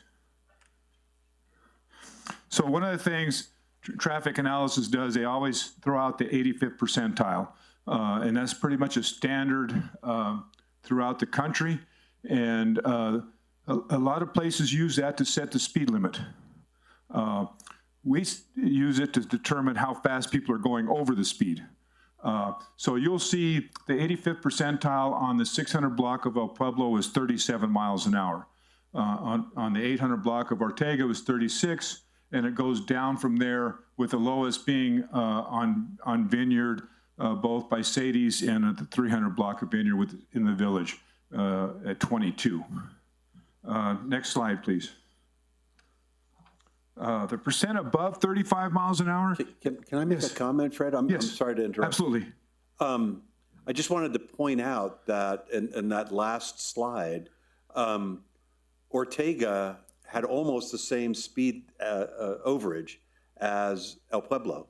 And the difference in width of those two streets is... That was on the east part of Ortega. So that's the wider part of Ortega. Yes. Okay. Still not as wide as El Pueblo. So the excessive speed threshold, so what we did here is whether we use speed cameras for speed enforcement and or use law enforcement for speed enforcement, the standard is 11 miles an hour above the speed limit before they will stop or cite or whatever. So I use that, and you'll see that on El Pueblo, 600 block and 800 block of Ortega, 29 miles or 29% of the people are doing over 35 miles an hour. And it goes down on to a little over 15 for the 1100 block of El Pueblo. Ortega, the 1100 block, which is a very narrow part of Ortega, it's about a little over 6%. And then Chavis goes from anywhere from 5 to 6%. And Vineyard, we have very aggressive speed humps on Vineyard, and so you can see that people traveling over 35 miles an hour are not very many. It's less than 1%. Next slide, please. So one of the things we get a lot of concerns about is the increased traffic on the village roads. So one of the things the Middle Rio Grande Council of Governments since 1968 has been doing traffic counts throughout the metro area of Albuquerque. The map that I got up on the board there is a 2022 traffic count, and you'll see the village of Los Ranchos there. And so a couple of things I want to point out is if you look on Paseo del Norte, about 91,000 vehicles a day. It's a lot of vehicles, okay? And you look at Chavis, 4,100, that is very comparable to the accounts that we got from our own devices. And in reality, all the traffic count numbers are very similar to, and they use the rubber strips on the road to get the actual counts, and then we use it by the traffic radar and that type of stuff. Next slide, please. So I also just put up this just for everybody's information on Rio Grande Boulevard. This is from the Middle Rio Grande Council of Governments, and it goes back to 1992, this slide, and you'll see roughly anywhere from 8,000 to 10,000 vehicles a day on Rio Grande Boulevard. In 2022, there's no place on Rio Grande that is above 7,100. So we've seen a vast reduction in the amount of traffic on Rio Grande over the years. Yes, Gil? When did we reduce the speed limit on Rio Grande Boulevard? That might have been the cause, right? I think what it was is actually Paseo del Norte. Because Paseo del Norte was built in 86 to 91, and that's in between those. And it could be, and I don't know, these are just the historical traffic counts. And I think, Trustee Benavides, I think it was in the early 2000s that they reduced the speed limit to 25 miles an hour. Okay, thank you. Next slide, please.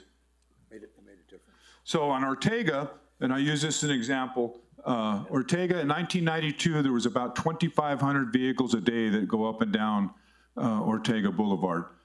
In 2022, and then these are Middle Rio Grande Council of Government statistics, but the traffic counts that I did back in the summer are almost identical to this, so it's down to about 1,500 vehicles a day.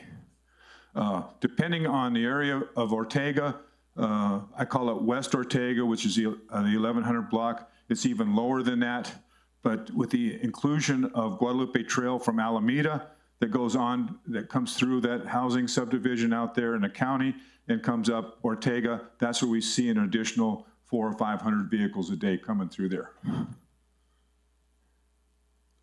Next slide, please. And there's West and East Ortega. That kind of gives you the averages and stuff. Still a lot of vehicles, but it's a lot less than it was in the early 2000s. Next slide, please. El Pueblo and Ranchitos, that has gone up since 1992, and it's up to about 2,900 vehicles a day in 2022, and that's very comparable to what the traffic counts that we came up with in 2024. Ranchitos has been reduced, and I think part of that is the aggressive 2 speed humps that we put in right at the ditch. And that wasn't for speed, or really speed, it was people, I won't say it too loud, but ramping the ditch and crashing into houses and fences and stuff along Ranchito, so that's why we put the very aggressive 2 speed humps right there. So it's really slowed down traffic, and I think it's had some effect on that. Chavez Road, back in 1992, there was about 3,400 vehicles a day, and 2022, there's 4,100, but in 2012, there was 4,100. So we have not seen that much of an increase in the last 10 or 12 years. But 4,100 vehicles a day on that road is a lot of vehicles. Next slide, please.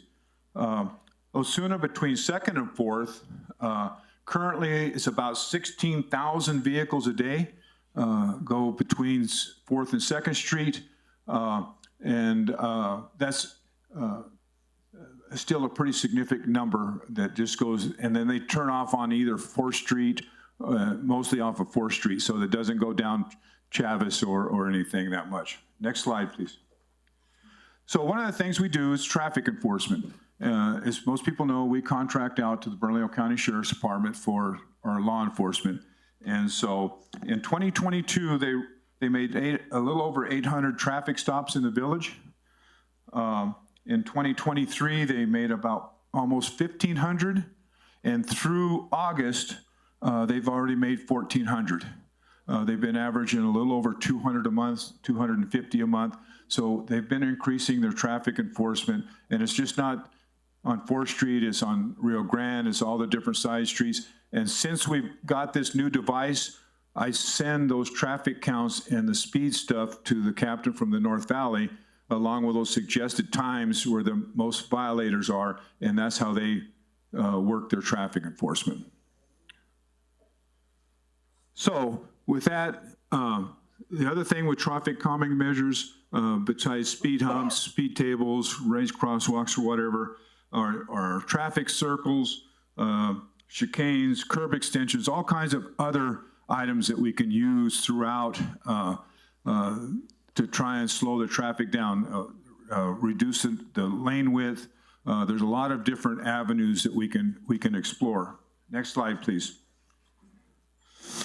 So the Village of Los Ranchos back in the 1990s adopted a resolution for the placement of speed humps in residential areas. And part of it is you have to get a buy-in of all the residents on the neighborhood. It has to be, the houses have to front, residents have to front the street, and there's some criteria there. But once all that criteria is done, they look at, and the recommendation is if the traffic speed is over 8 miles an hour above the 85th percentile, then, or above the speed limit, I'm sorry, then it qualifies under our resolution, okay? So with that, if we did that based on the traffic speed analysis that we've done, we would be able to place them on the 600 block of, and it should be of, not or, El Pueblo, 800 block of Ortega, 1100 block of El Pueblo, and the 500 block of Green Valley. Those are the main east-west roads that would qualify under the criteria, okay? So one of the things that staff has done, I've met with the administrator, we've met with Keene, we've met with a lot of the staff. The village did put in the budget this year for speed humps or some type of traffic calming measures. So based on that, staff, we looked at it, and and these are just recommendations on our part, and speed humps should be placed anywhere from 250 to 500 feet between each other. A lot of it depends on funding, of course. So what we've kind of come up with is that, and let me clarify this, I'm focusing now on the narrower parts of Ortega and El Pueblo, okay? Because if you go east from Guadalupe Trail, the road widens and the easements and the right-of-way is very wide. So if we put speed humps, speed tables, whatever, on that roadway, people drive around them on the right-of-way. Those are perfect examples where I think we need to look at the engineering and look at the other traffic calming measures, whether it be bulb outs, whether it be some medians, some types of things to try and narrow that lane width. So we kind of focused in on the 1100 block of Ortega between Rio Grande and Guadalupe Trail, and we're going to recommend anywhere from 4 to 5 speed tables. The wider, I don't want to call them speed humps, but they're wider. And the issue is the roads are 25 miles an hour, and you should be able to drive over those at 25, but you start going much faster than that, and it will slow you down, okay? On El Pueblo, the same thing from Rio Grande to Guadalupe Trail. We're looking at recommending to do 3 of the speed tables there. We've already placed some other signage and stuff on some things to do that. And then depending on the Chavez Trail design and whether they go forward with that, we've already placed 2 raised crosswalks on Chavez, one at Neighbor and one at the crosswalk between the 2 subdivisions. If it doesn't interfere with the trail system or whatever the design comes up with, we would recommend that we put a couple of more speed tables in between Neighbor Road and Guadalupe Trail. Based on that, and I think it was probably Trustees Benavides that got my attention more than anything. If we just focused in on Ortega, then we're going to move traffic flow from Ortega to El Pueblo. And if we do Ortega and El Pueblo, we're going to add more traffic to Chavez Road. So that's why we're taking the approach of doing the 3 main east-west roads in the village. We didn't, I'm not going to say we didn't consider, but a priority was not Green Valley because we have around 500 vehicles a day that are going down Green Valley. And the nature of the road kind of minimizes the traffic going through there anyway. But it's not saying that we couldn't add those in depending on around the old Village Hall, whatever we decide to do with the new project there, we could add something in that area. So with that, I'll be glad to stand for any questions, and hopefully I shed some light on the speed and traffic issues. Trustee Benavides, want to start us off? Yes, and I'm glad we got El Pueblo under consideration because that took some doing. And you're absolutely correct that you plug up one, you just divert it to another place, right? And so we have to look at it all together, what we can do.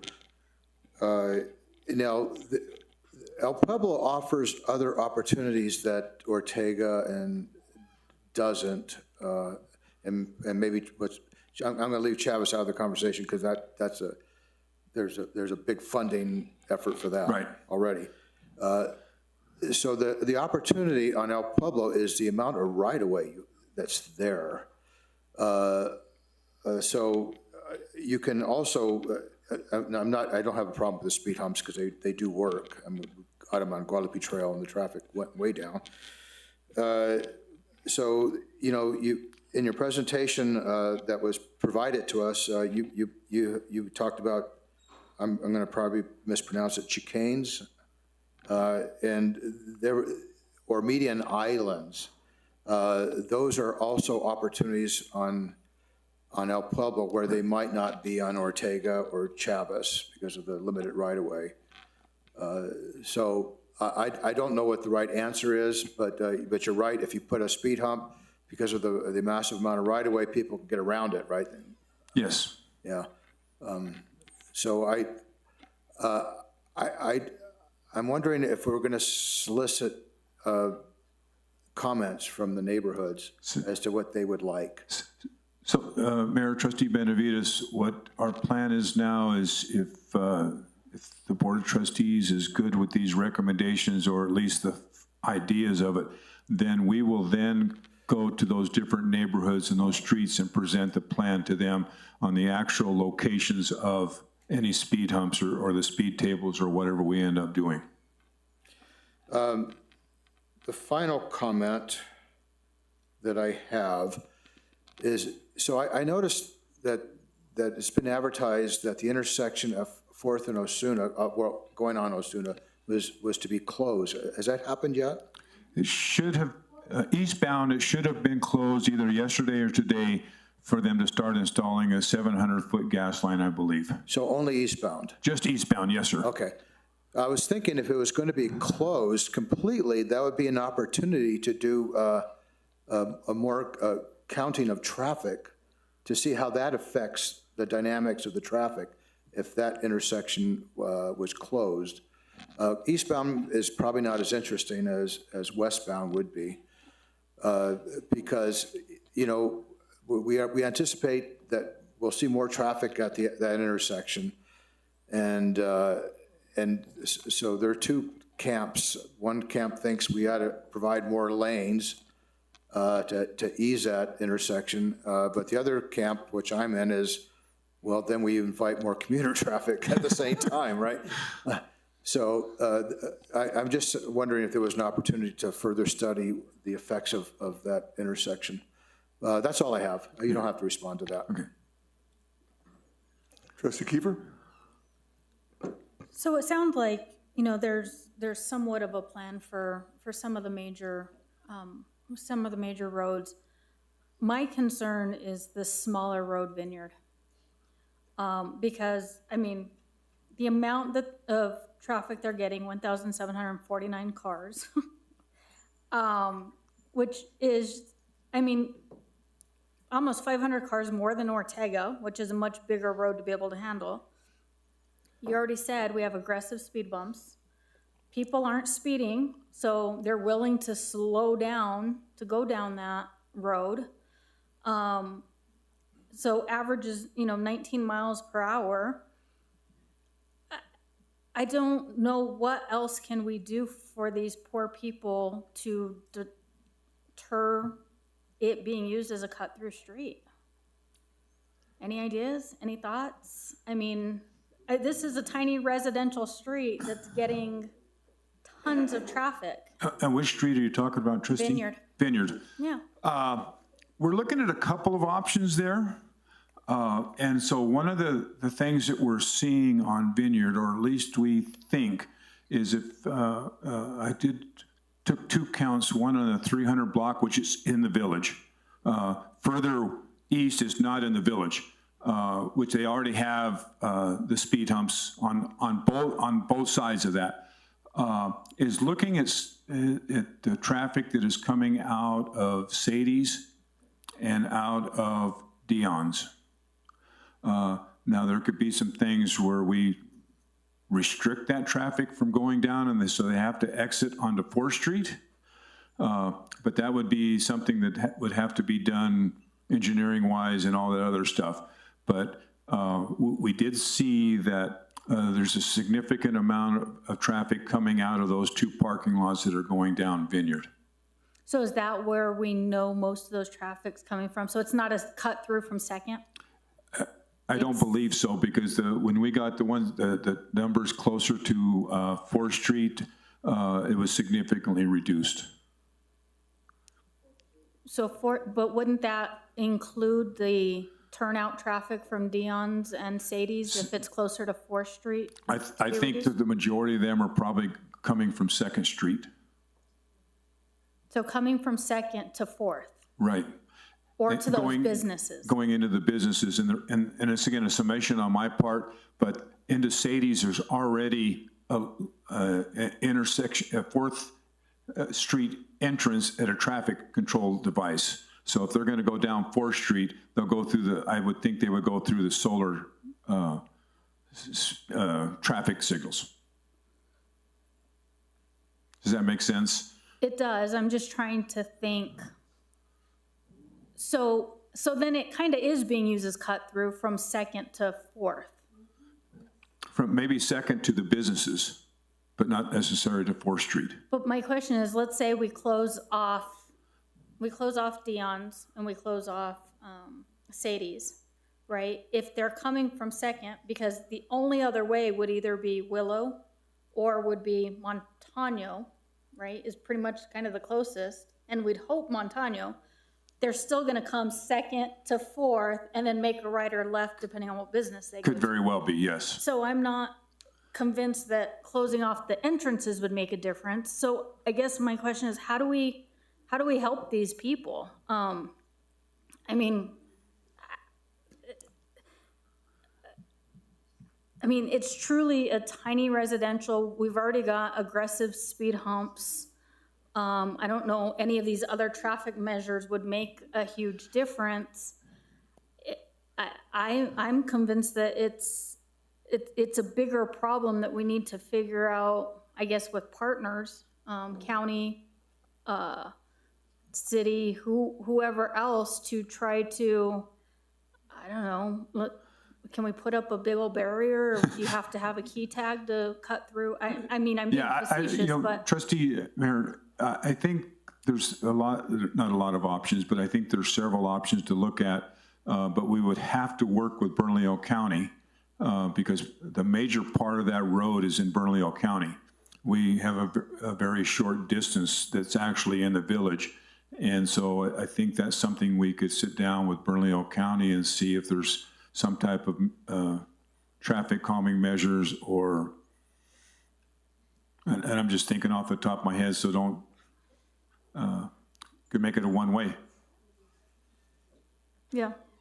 Okay. I mean, at least you're giving me hope that there is something else. I mean, But that also affects residents then when they want to, but I mean, that is, we've seen that, in other communities where we've done that, where we make a road one way to minimize, go cut through traffic. well, and I guess my question would then be, then do we lead traffic to Willow? And then what Willow's already gonna be facing with the Pelodrome project is already gonna be a big task for such another little street. So Mayor and Trustee. Unless we make them both one-ways, different directions. And so that's an option. The other thing that my next thing on my list is to conduct more traffic counts on Willow, on El Paraiso, and I already did one on Mullen, so that we get a kind of a base count before that new development is complete. So then we'll actually have a base count of the traffic and just see what increases we end up with. Yeah, perfect, great idea. Thank you for doing that. That's all I have. Trustee Radovich? Thanks for doing all of this, Fred. It's really awesome, and it created some surprises for me. I see that. I see what you're recommending there as essential, but I see it as a first step, because I think we need to look at traffic in a more comprehensive way. It's something I asked for when we hired parametrics to do that study, and it didn't really happen. And so I think we need to have a comprehensive look at the village with goals for cut-through traffic. I think what could easily happen with everything we're talking about there is that we'll increase traffic on Rio Grande, because Rio Grande is a major arterial. We can't put things like speed humps on there. However, I think at those stop signs, which are constantly being run on Rio Grande, why not put pedestrian tables at some of those? Because there should be crosswalks there anyway for people that might want to walk across there. But I think it's got to be a comprehensive kind of attack that we need to have on streets in general in the village. On Rio Grande, we could use chicanes, and we could use other medians and circles at those streets as well, or without the tables. But I think absolutely everything you have on that list should happen now, and then we work towards a more comprehensive look. So Mayor and Trustee Radovich, this is first step. And that's why I was saying on the east part of Ortega, on the east part of El Pueblo, where the right-of-way is so wide, that we look at these other traffic calming measures, which will take a little bit of time, a little bit more money, and some engineering and studies. You must have been reading mine and Maria's and John's mind, because we discussed Rio Grande today and talked about those exact same things, that how do we do that? And that is a prime example of doing some things that that we should definitely look at. Small roundabouts, small whatever, I mean, different things to control that traffic a little bit more. Yep. And so we'll be doing the speed studies on that, on Rio Grande now. I might even add El Pueblo and Guadalupe, because that intersection is so wide, and we've talked about this, Fred. Yes. That other interventions on that intersection, I think, absolutely would really help. Absolutely. Because those stop signs are run all the time. I use it regularly. Did you just say you're running a stop sign? No, I'm just kidding. Only when nobody's looking. So that's all I had, Mayor Pro Tem. Fred, and we've talked about this before. Again, I think that at least the information that I'm getting in my own experience with with the speed tables versus the humps would suggest to me that we need to be more aggressive in terms of using the humps. Because I see traffic just flying through the table, okay? And, you know, and what I'm concerned about also, and this is something that we've talked about before, and I know Trustee Radnovich is certainly concerned about, and many of us are, is the other uses of the road for bicycles, for other kind of modal operation. And so when we do this, I think we need to also consider what's going to be the impact of those who are using the road who are not in a vehicle, okay? And how they may then interact with those who are using the road for cycling or running or walking, whatever, okay? You know, and I know, you know, as the road gets tighter, you know, the traffic becomes a bit more hazardous. And so I think we just need to think it through. We need to get, you know, neighborhoods to take a look at it in order to truly understand what the impact is going to be on the way that they live and the way that they operate on those streets. Okay? So Mayor, one of the things, and that's why we're looking at the narrower parts of El Pueblo and the narrower parts of Ortega. And Keene and I went out last week and kind of eyeballed where we would think the speed tables or the speed humps would go. And if you all give the thumbs up, whatever, then we will then go into those neighborhoods and meet with the people on Ortega, meet with the people on El Pueblo, and make sure that we didn't do like we did on Guadalupe Trail the first time.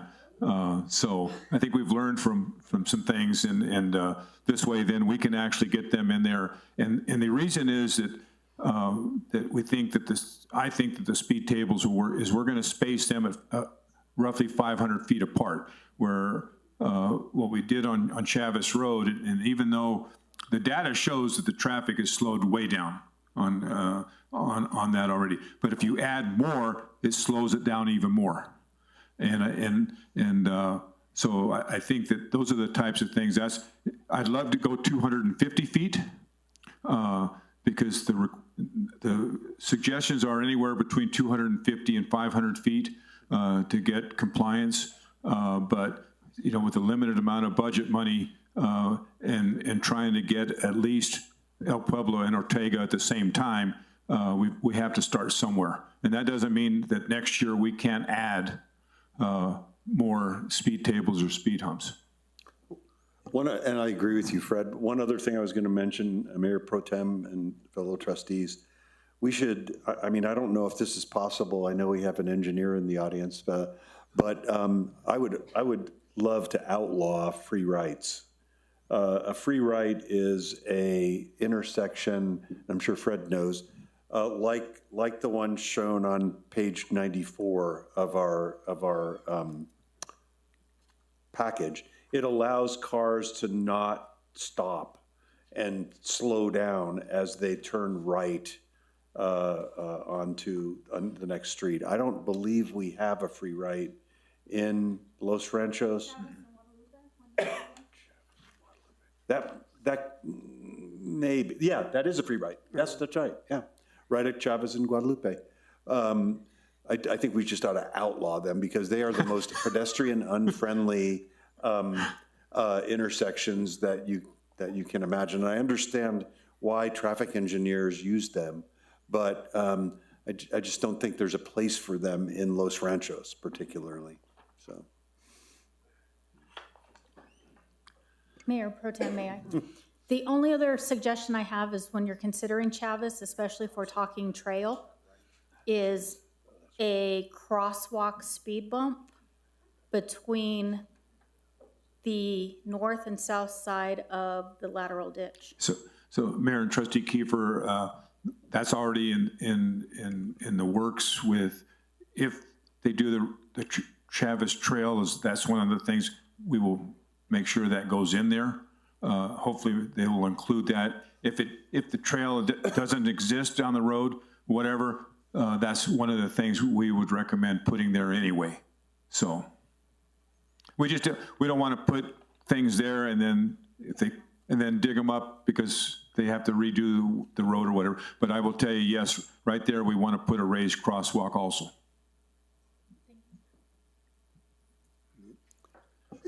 Any further discussion? Done.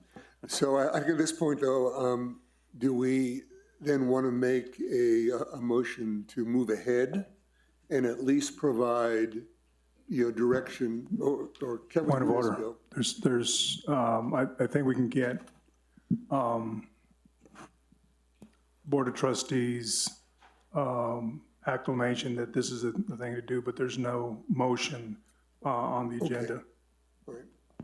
Mayor, if I can, we're just looking at kind of getting a thumbs up to continue the process. Right. And then work with the residential neighborhoods and stuff to come up with a plan. Well, you took the words right out of my mouth. That's exactly right. Okay.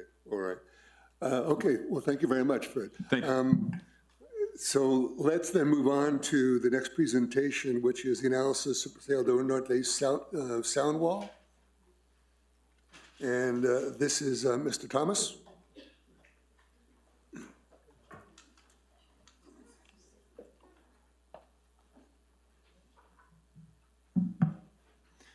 Good evening, Mayor Pro Tem, Trustees. My name is Chuck Thomas. I'm with Petroglyph Consulting, and I've been contracted with the village to provide assistance with funding applications and some general engineering services, one of which was to look at the sound study that was completed for potential sound walls along Paseo.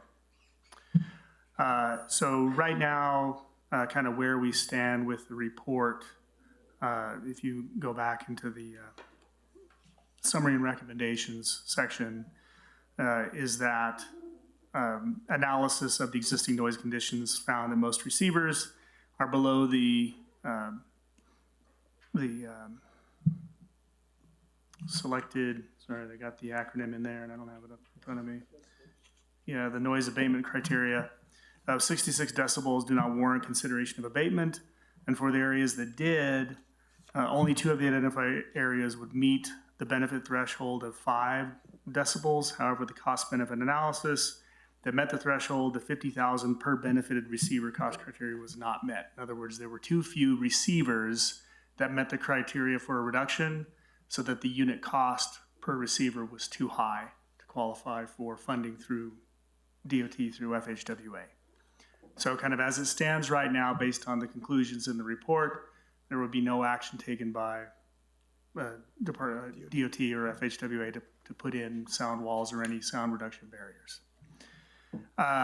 However, when you look through the report, I think there's some additional areas that may warrant some additional discussion with both DOT and parametrics on looking through their study. So just as kind of background, I am a registered professional civil engineer here in New Mexico.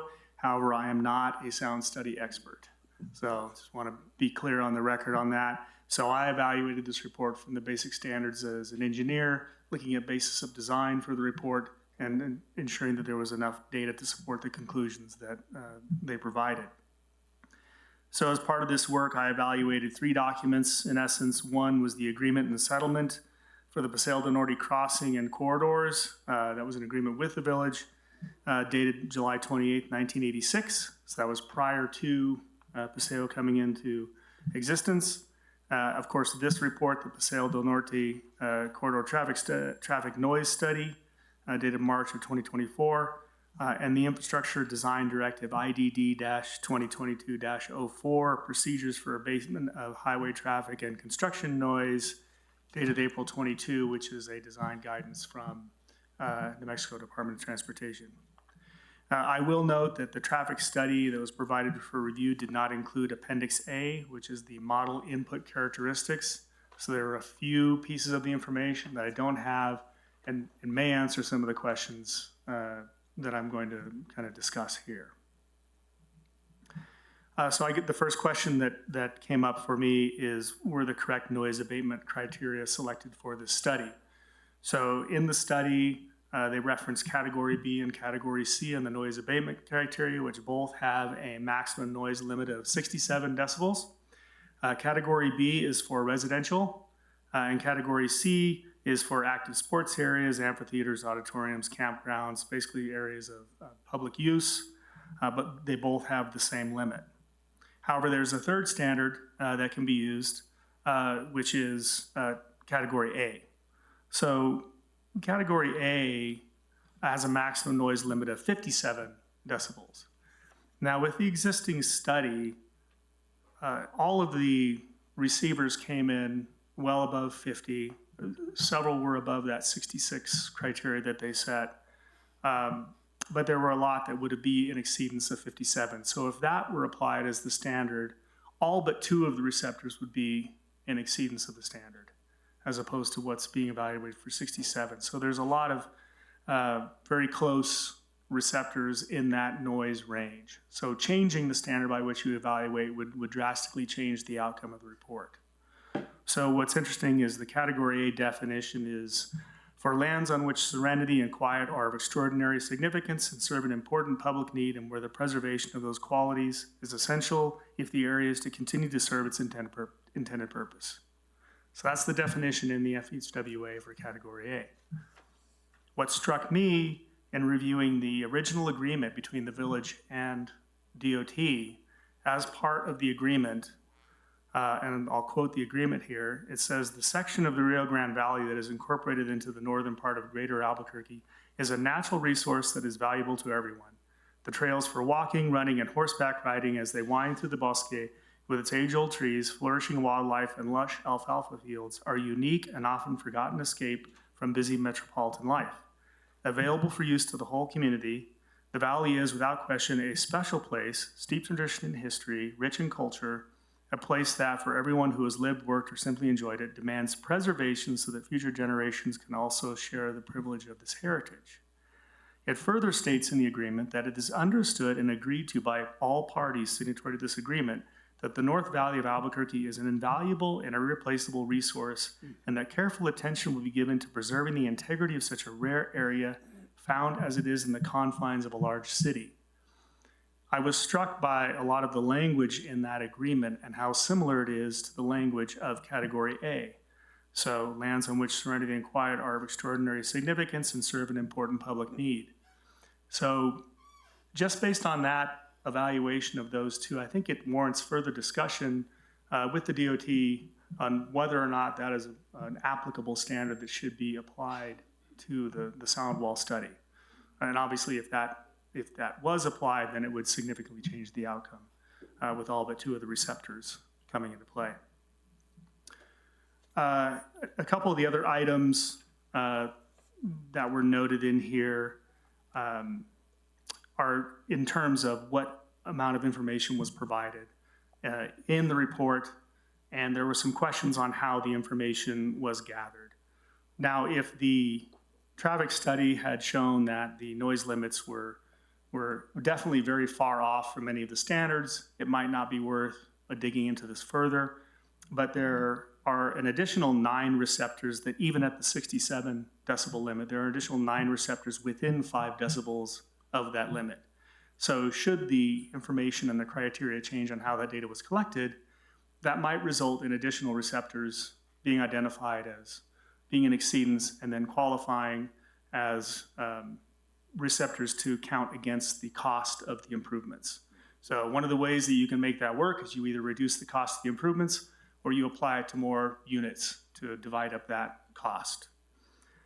So one of the questions in there, and if you look at the FHWA guidance for making noise measurements, it says a number of factors need to be considered. 1, time of day, example, peak hour versus any other time of day, the day of the week, weekend day versus work day, the week of the year, in other words, is there tourist season versus non-tourist season, and representatives of the noise. And then it said the periods with the highest sound levels may not be at the peak traffic hour, but instead during some period when traffic volumes are lower, but the truck mix or vehicle speeds are higher. So there's an intent in the rule that when you do a sound study, you should be looking at the variations of the road use to identify what are the worst case scenario conditions to evaluate. So from the report, the information that was provided, it appears that there was really only one time presented as an analysis, and that was traffic counts, and I'm assuming the sound evaluation were conducted on November 17th of 2023 between 3 and 5:30 p.m. So if you go back in your calendar, you'll see that that Friday is the Friday before Thanksgiving week of 2023. I don't know that that's representative of true traffic on Paseo at that time. A lot of people have already taken that day off in anticipation of the holiday week. Traffic, as you get around the holidays, tends to shift on exactly when the high volumes are going to be. So that struck me as you know, potentially there could have been other analysis done or a different day could have been picked. Having driven that road many times for work, you know, going through from the river to 4th Street, which was one of the areas of identified as below the threshold. When you're traveling in the morning eastbound, that area actually has relatively high speeds on it, as opposed to the evening where everybody's slowed down because it's being backed up from Coors, where everything's tied down. Now, I don't know which of those two scenarios is a higher speed, but it is worth noting that they did not evaluate the morning rush hour traffic. They only evaluated the evening traffic. So that just raises a question. And some of that may be able to be answered through the Appendix A data, which I didn't have, but it is a question which is not addressed in the body of the report. One of the other notes is that the Paseo del Norte was evaluated at 55 miles per hour posted speed, but the current speed limit, at least between the river and 4th Street, I believe is 60 miles an hour. And again, if we're only talking about 5 decibel difference, and 3 decibel is the delta at which it becomes discernible by the human ear, it doesn't have to change that evaluation much for those additional 9 receptors to potentially pop into an exceedance situation, which then again changes the potential outcome of the report. So again, I think there are some, you know, questions that could be addressed in discussion with DOT and parametrics. And I think the other key element I would like to kind of discuss is that the way that the qualification for improvements is determined is that the cost effectiveness must be less than $50,000 per benefited receptor, assuming a cost of $35 per square foot for noise barriers. That's kind of a policy there on that, 50,000 per benefited receptors on that. However, when you look in the report on the potential abatement solutions, they evaluated basically 2 potential abatements. One was CMU, concrete masonry unit walls, 6 feet, 8 feet, and 10 feet. And they also evaluated the concrete wall barriers with additional extensions on top of them. And both of those came in at a fairly high cost per unit foot. However, when you look at the guidance that's provided by FHWA for sound barriers, and they even mention it in the report, you can use aluminum, composite plastic. You can also use wood paneling or wooden slates. I know that Montano has adobe walls as part of their sound walls. So there was a lot of other options that potentially could be much cheaper to install rather than dealing with a CMU wall. So again, if you can either increase the number of receptors or you can reduce the cost per receptor. It seems like there could have been more solutions analyzed in terms of the cost per unit foot to see if there was another opportunity for this to fall into the ability for NMDOT to consider funding a sound wall. So I just wanted to kind of summarize the elements of the evaluation that I did, and then stand for any questions. Trustee Benavides, you have any questions at this point? No, I think it's very interesting that we may fall under Category A, and you know, I think that's we should pursue that. And I like the idea of hey, there are other sound abatement methods other than just the concrete wall. And intuitively, I feel like if you put these receptors close to the source of the sound, it would work better. But I don't know how much flexibility we have. But anyway, I'm glad you're doing this work, and as trustees, we represent the entire village, not just the neighborhood that we come from. And I don't want to do any scope creep at the moment, but I think Montano might have a similar issue that we should look at after we get through this analysis with Paseo del Norte, right? Trustee Kiefer? No, it's very interesting, and it really piqued my interest when, it's like, well, hey, the day that was chosen, the variables that were chosen, and how it can really sway the report. I guess my question is, what are we doing with this information as next steps? And is Representative Huckman Vigil informed of this report and looked at it? Because I know this is one thing that's really key on her agenda. Board of Trustees, Trustee Kiefer. Yes, this information has been shared. It was shared as of the 28th when the public meeting was held. Went through her office, and so she does have that. Her office has it, and they are in conversation with the DOT. We are expecting a meeting to meet with DOT Secretary and other folks that are involved in this to go through these same analysis questions of, how was it done, what should be used, and start there, and then see what their answer is. We do have an agreement, a settlement agreement that says, that we are supposed to get certain things from the DOT. So we may have to lean on that a little bit. Sounds good. No, thank you for your time and effort that you put into this. Thank you for the opportunity and for your time. Trustee Ranovich, do you have any further comment? Chuck, thanks for all the hard work. I mean, this was really good. It really was eye-opening for me about the work that parametrics did. Nothing against parametrics at all.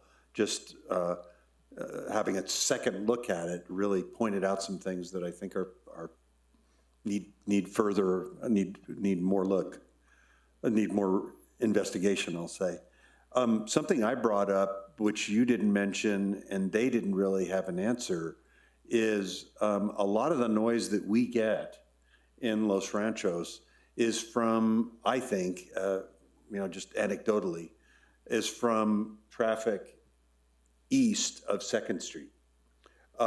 Because as the road rises up out of the valley, those tires and that pavement are directly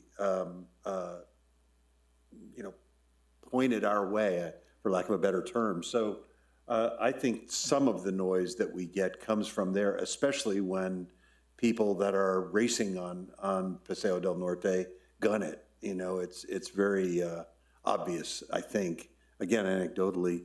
The other thing I thought was interesting, Fred, that we might want to take a look at with your study is that time of year and date those opportunities that Chuck mentioned, because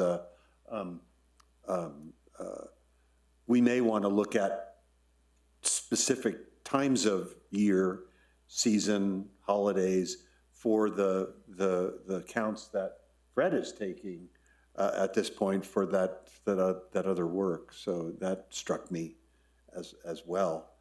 Instead of a short window, there might be other windows that we might want to look at.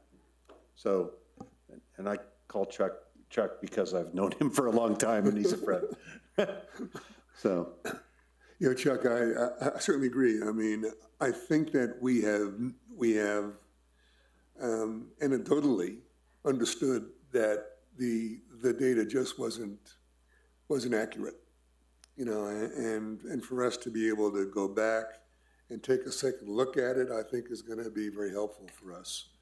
I know that Representative Hockman Vigil is on this. She's one of those who brought it to us.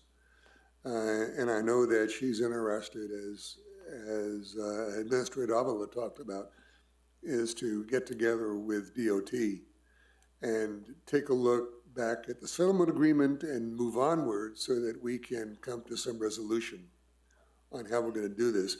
And a couple of our residents have also indicated that that it's not just the hum that may occur during rush hour, but it's the outliers that occur as well on Paseo. And and I've even had some discussion with some of the residents about starting this process with stronger enforcement on Paseo, because what we're talking about here may take several years in terms of building up the resources in order to get something done. And I certainly agree with Trustee Benavides. The other options, I think we should take a look at them too. I don't think that we need to be stuck with just one, but again, I greatly appreciate the work that you've done, and we're going to follow up on this. Mr. Avila, do you have any further comment about this at all? Board of Trustees, Mayor Pro Tem, that's exactly it, that we are working it and, at least finding out where we were missing information. We'll want more of that information. And then from the discussions, hopefully we can get a recount on this and get some more results from DOTs that they actually look at, their own work. But I think that Parametrics followed what they were told to do, and they didn't consider these other things. So I think they can do a study with, with the other information included. Great. Thank you. Mr. Thomas, thank you very much. Thank you. Okay. Okay, moving on to new business, discussion and approval of the procedure to consider and act on letters of interest from Mr. Lawrence Real and Ms. Kathleen Ann Sabo to the unexpired term of mayor for the village of Los Ranchos. I want to give an opportunity for all of us to at least meet initially with our two residents who have stepped forward. And so we'll begin with Mr. Real, if you'd kindly come up to the microphone and introduce yourself. And then please state your name and address for the record as well. Good evening, everyone. Trustees, Lawrence Rael, 8712 Rio Grande Boulevard, Northwest. First and foremost, as I was sitting here listening to the debate and the discussions, I started scratching my head. Do I really want to do this? I'm just kidding. No, Kim, my wife, and I have lived in the village of Los Ranchos for over 30 years.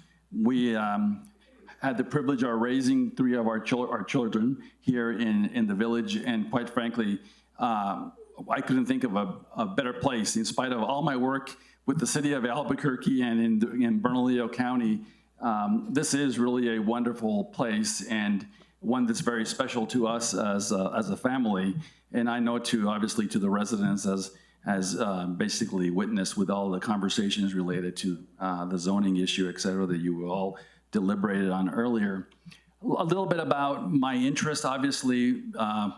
I've been involved in public service for over 35 years. I've worked in Washington for 4 years and lived there and worked for Senator Bingaman. But I'm originally New Mexican, grew up in the northern part of the state, and worked in all levels of government in New Mexico. I worked as a deputy secretary for transportation in my more formative years, but also worked as the Council of Governments director and worked as the city manager for the city of Albuquerque, otherwise known as the CAO.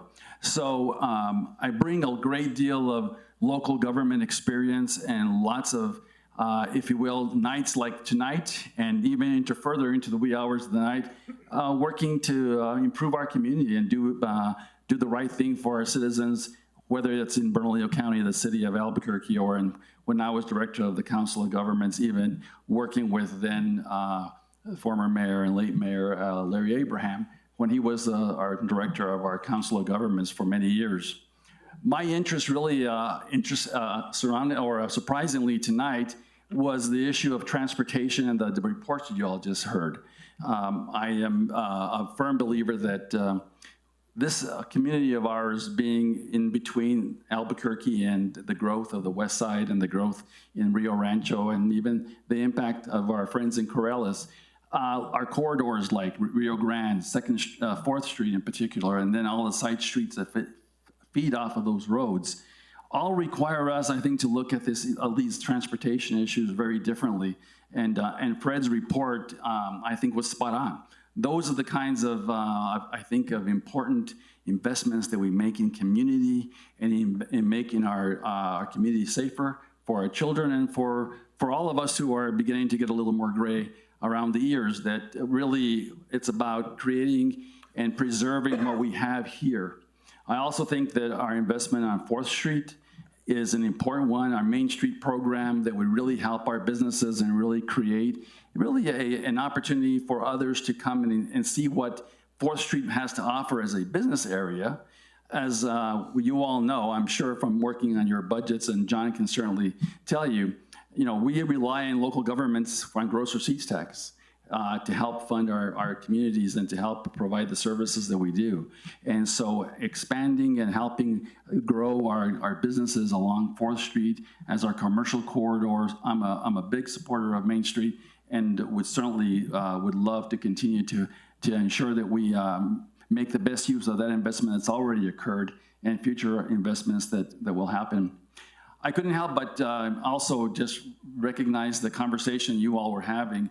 Look, at the city of Albuquerque, we do a lot of things and did a lot of things, but one of the important pieces that I think that might be worth looking at is an idea of looking at our zoning issues on a more regular basis, to look at issues like this issue you had with the bed and breakfast, and looking at all our zoning issues and creating a process by where you have that done in a more timely manner, where it doesn't become an issue until you have the issue in front of you. And with what's called the IDO development that Mr. Williams helped put together and worked for many years for the city, it's a process where the council comes back together and looks at these zoning issues and looks at and works with staff to determine what you put on the agenda and what issues need to be reviewed and considered. I think Trustee Kiefer made an excellent point. As I listened to the conversation, they're so close and similar, but yet so very, very different uses. So all that being said is that my experience in working in local government and understanding these issues and working and helping, I think, our community grow is really what I bring to the table. And last but not least, look, this community has been good to my family. It's been good to us as growing our children here. And quite frankly, I've been blessed to be able to do a lot of things in public service. But giving back to our community would be nothing more than special for me, and hopefully not a problem for you if you make that selection. But with that being said, I just wanted to introduce myself to those of you who don't know me, and obviously be looking forward to the process. So thank you so much for having me. Thank you. Thank you. Ms. Sabo.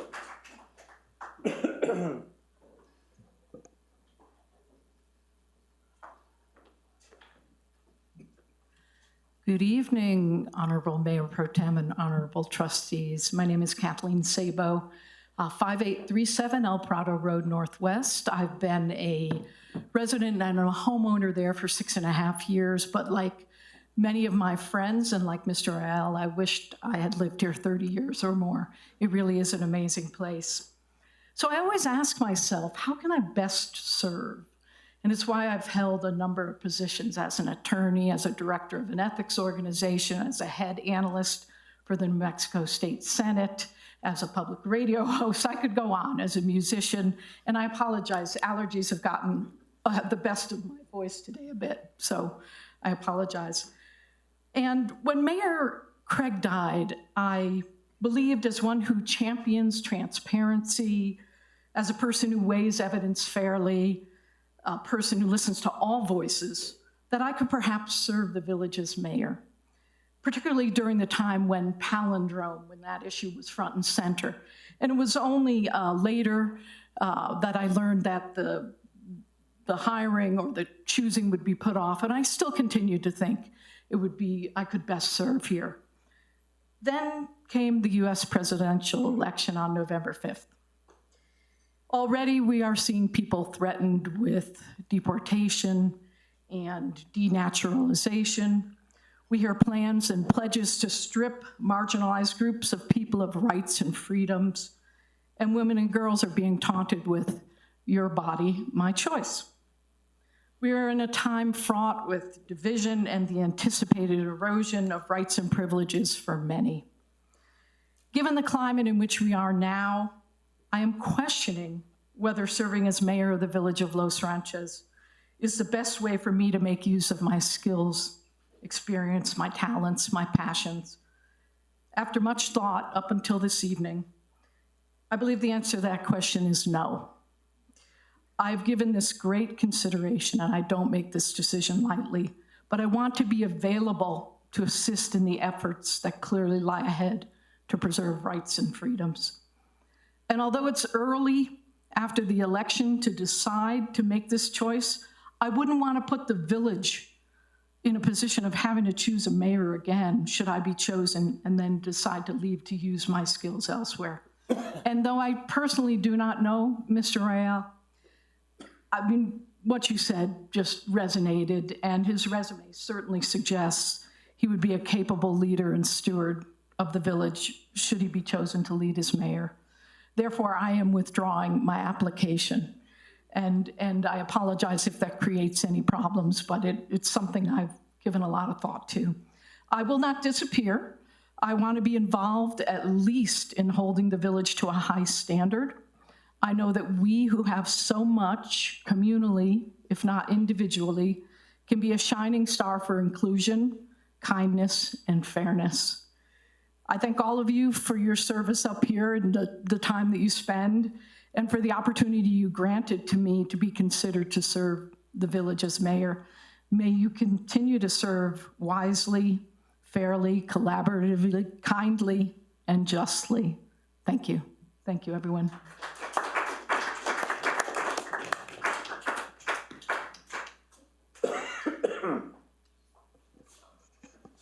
Thank you, Kathleen. And you're not going to get off easy. I'll tell you right now, Kathleen, you're not going to get off easy. Okay. Okay. So in terms of the selection process, I had proposed an approach that would increase the input from the community. And certainly at this point, Mr. Real is the only resident that has come forth. But I'd still like to be able to provide an opportunity for the community to meet him and to talk with him, and for him to kind of talk through what his ideas are in terms of moving the community forward. One of the things that I would like to ask is Attorney Chappell, to kind of go over then, what the process is legally for us, so that everyone understands then that it's the board responsibility of the Board of Trustees to actually make the selection. That being said, I really want to open up the process so I get input from others in the community. But Mr. Chappell, can you kind of remind us about this?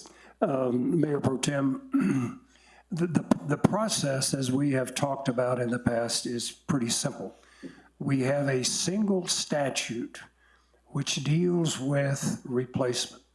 And it says, in the case of the death, disability, or resignation or change of residence from the municipality of the mayor, the governing body shall appoint by a majority vote a qualified elector to fill the vacancy for the unexpired term of the office. So that statute does not and has never allowed the use of a special election.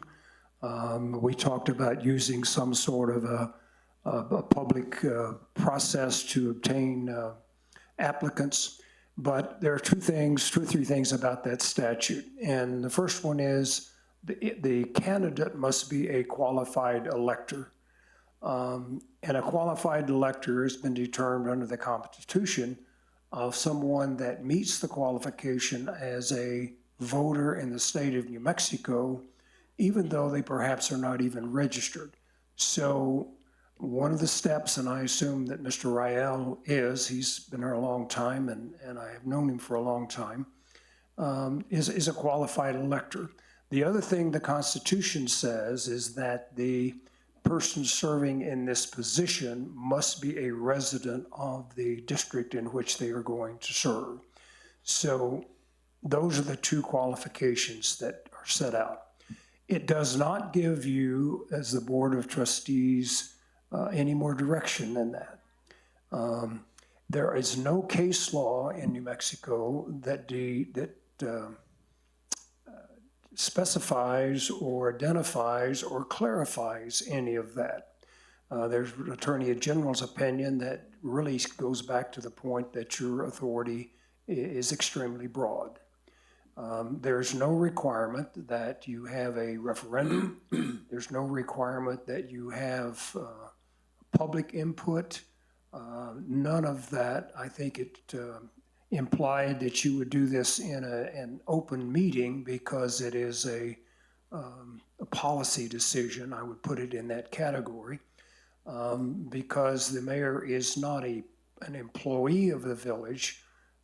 It is not something that can be done in closed session under the Open Meetings Act. So I think, as we have discussed and talked about some other alternatives, as the Board of Trustees, you can determine what procedure you want to use before this vote takes place. The last time this village faced this, I think, was when Mayor Abraham passed away.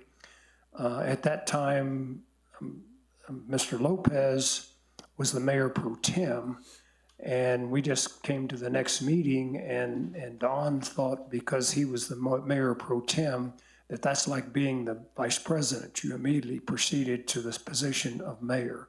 And we had to correct that process. And so they did come back and have a vote, and Mr. Lopez was elected without any of this process, and I think that was perfectly legal. I think under the statute, since it was a majority vote, then that's what it takes. So I think if you want to go through a process of more public input or whatever you want to do is legal, as long as this board makes the appointment by a majority vote, and that appointment is for the remaining term of the deceased mayor. And as you know, he just started this year, so it's another 3 years in terms of which the term will last. Well, thank you. So the proposal that I had made was to convene a public forum in order to meet with those who have stepped up to be mayor. And I think we'll do some modification to that, but part of that is also going to be, or I would like to see, is an opportunity for the members of the village to let us know the kinds of questions that they have, that they would like to pose to, in this case, to Mr. Rael.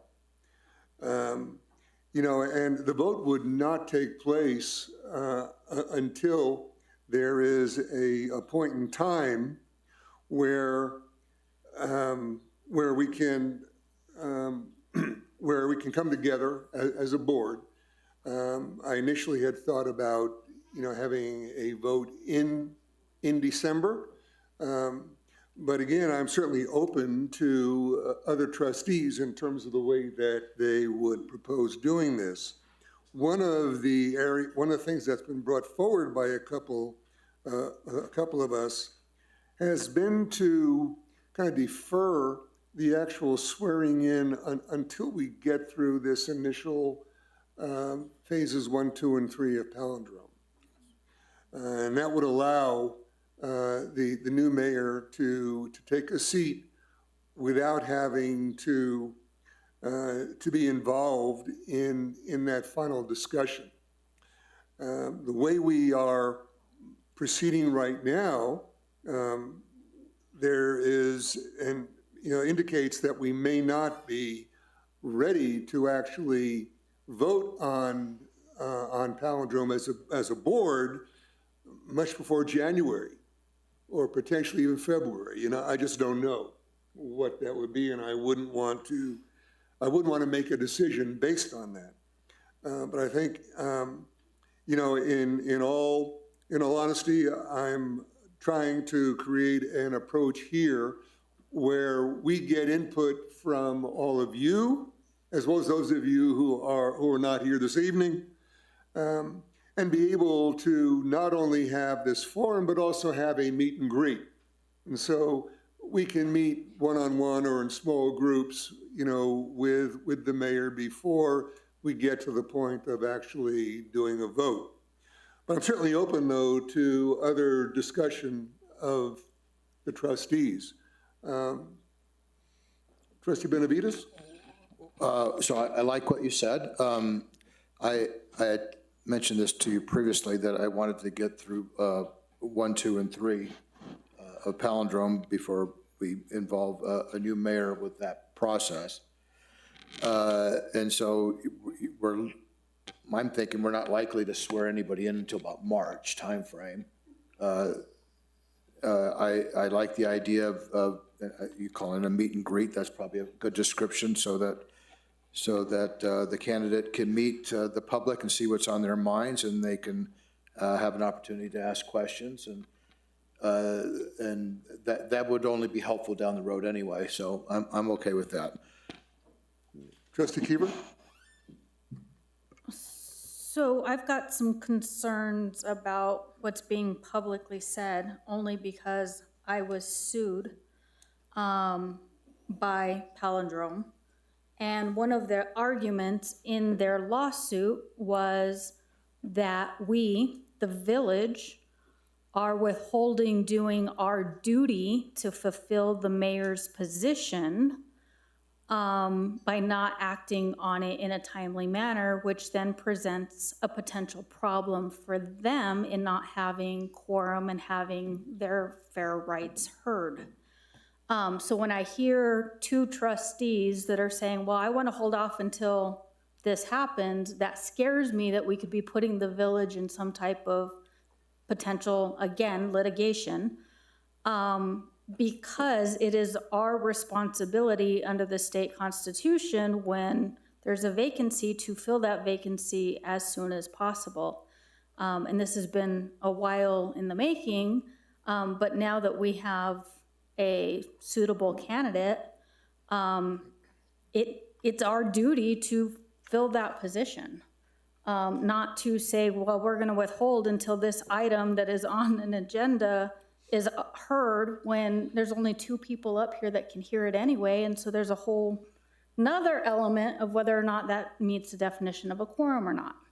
So I think that we need to get public input. I think we need to move in a timely manner, do our due diligence. We've got a completely qualified individual that I have full confidence in, and we need to do what is required of us under the state constitution, and do it sooner than later. So if we do public meetings in November, do a vote in December.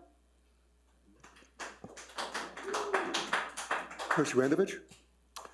First, I wanted to thank Ms. Sabo for first applying for the position, but secondly, your integrity is just knocks me over. So I really appreciate who you are. I still want to meet you other than here, even though I was planning to after this meeting. And I just wanted to say, stay with us and keep helping us with the fight. And I really appreciate why you're choosing to step down from that position. Thank you very much. As far as the rest goes, I really like the idea of having a meet and greet. I think I'm guessing Mr. Ayal would appreciate that and like that idea as well. And I think we should move forward with that. There is no, contrary to what Trustee Kiefer thinks, there is no requirement or law that makes us make a decision now. Mr. Chappell has told us that, and so have other attorneys. So there are plenty of examples around the state where a mayor pro tem has served for years. So, and I'm not saying I don't want to get this done. I'm just saying that there is no law that says that. Then why was that an argument made, George, in the legal case against me that Palindrome made against the village? I have no idea. I'm not a lawyer. But Mr. Chappell, can you confirm whether there is a statute of necessity? I am unaware, Mayor Pro Tem and Trustee Kiefer, I am not aware of a statute or constitutional provision that sets a deadline, okay?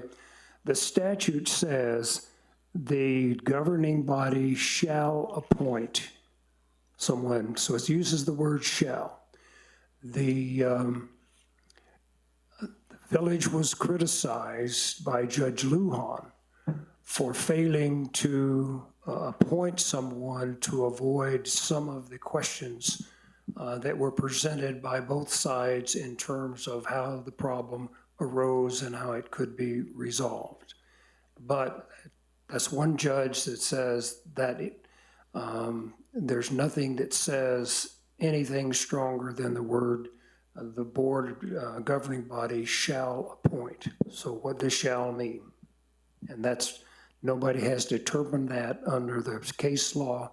We have one judge who thought it was delinquent. so that all said, I feel the same way as Trustee Benavidez. I think we really need to get past this palindrome case, get it settled, and then bring on a new mayor. But I think we should move ahead immediately with having the village meet Mr. Ayal and talk to him and consider what he has to say.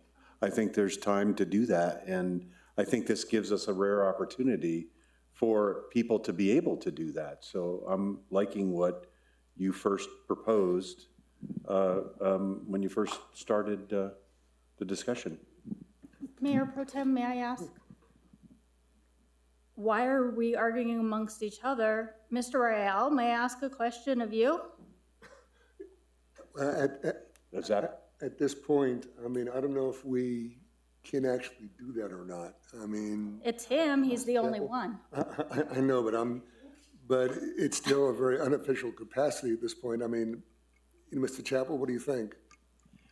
I think it's up to the chairman, the mayor pro tem, to dictate some of the rules and choose some of the rules. This is in kind of an informal discussion. There is no motion on the floor. So I don't think you've got any restrictions in that regard. I was just going to point out that as has been seen in this particular matter, you need to think about how practical it is to make that decision that this has to be resolved. There's two stages, of course. First of all, the plat has to go through the processes. The site plan site development plan has to go through the processes. And then there is always a possibility, probability that someone is going to appeal those decisions. The appeal of that decision last time took about 8 months after the decision for Judge Barella Shepherd to rule. About 8 months, I think, after the time it was briefed. So I think as a board, you need to kind of think about, okay, are we talking about having the last village vote? Or are we talking about until total settlement? Because I've heard both phrases used, and just in concept, what you really are talking about would be a good thing to talk about. And just to add, I mean, there's other business that the village has to conduct besides Palindrome. And at some points, we've been 2-2, which has inhibited us to do our job that we were elected to do. We have been taking care of village business, and the 2-2 has scenario, which only happened once that I can think of, has actually forced us to come together and work things out. So I don't think it has hurt the village at all. Well, let me get back to the question, though, and I will certainly allow Mr. Real, if you would like to respond. Do you even know what the question is, Mr. Real, to make that determination? It's in terms of the timing for taking office. What do you feel comfortable with? Mr. Mayor Pro Tem and trustees, let me say a couple of things that I think is really important in this process. Certainly this issue of Palindrome has really divided our community, and there are some very, very strong opinions of the project. I think the challenge for anyone stepping, whether it's me or anyone else that might have applied for this position, is not knowing what has happened and what has transpired over the last 6-7 months, whatever that might be, between the village and the attorneys representing both sides, and what kind of an agreement has been reached, and to get up to speed on those issues and not have the ability that you all have had, which is a lot of the background information, all the negotiations that have occurred. I think in many ways, whether it's me or anyone else, you'd be in a bit of a bind to have the ability to make a really clear decision not having that background. My preference would be, as this point as the only candidate, is to say to you all that I would prefer that the village move on with the work that they've done to get this issue to a point of settlement. Not that I would not be interested in understanding what that is, but I don't have nearly the background of information that you all have been privileged to have, whether it's with your attorneys or with opposing counsel or what have you. So I would prefer that if this was my decision alone, would be to wait till at least till the first of the year and to see where you are. But as Mr. Chappell did mention, which I think is truly important, and that is that, look, the process may be appealed anyway. So at that point, I think knowing what the trustees have come together on an agreement, and a new mayor, whether this is me, is going to be in a position of having to be involved with this issue anyway. So I think the meet and greet idea is a great idea, and I think then I would leave it up to you all to decide when would be the appropriate time to take the vote and make your decision. Thank you. Thank you, Ms. Real. Okay. So I think what I would recommend is that we again move forward with the process, and then the actual selection could in fact still take place in December, but the swearing in would occur after the first of the year. We can see where we are in terms of in terms of Palindrome. I think that Trustee Kiefer certainly got my attention, realizing that I've been involved in a lot of the negotiations and mediations that occurred with Palindrome and with the attorneys, and I can certainly see a need to, to try and establish some level of stability in order to move this forward, in order to, again, in order for us to get through it and then move on to some other agenda. I mean, you folks have any further comment? Well, I mean, let's not predict that there's going to be an appeal. We can cross that bridge when we get there. Let's go on the basis that that the site development plans and the plat will come to the Board of Trustees, and we'll deal, and we will have done our bit at that point in time, and we can bring on a new mayor after that point in time. And if there's an appeal, well, then there's an appeal with the new mayor. That's fine. Yeah, I don't have anything else. Nothing's changed. So I think what I'd recommend again is that we move forward. Thanks to Ms. Sabo, again, for stepping forward. Mr. Real, thank you again for stepping forward. And we're going to move on and make sure that we get this complete. So thank you very much. Okay, let's move on to the next agenda item. We have a couple of more things to deal with. So one is the discussion and approval resolution. Mayor Pro Tem. Sure.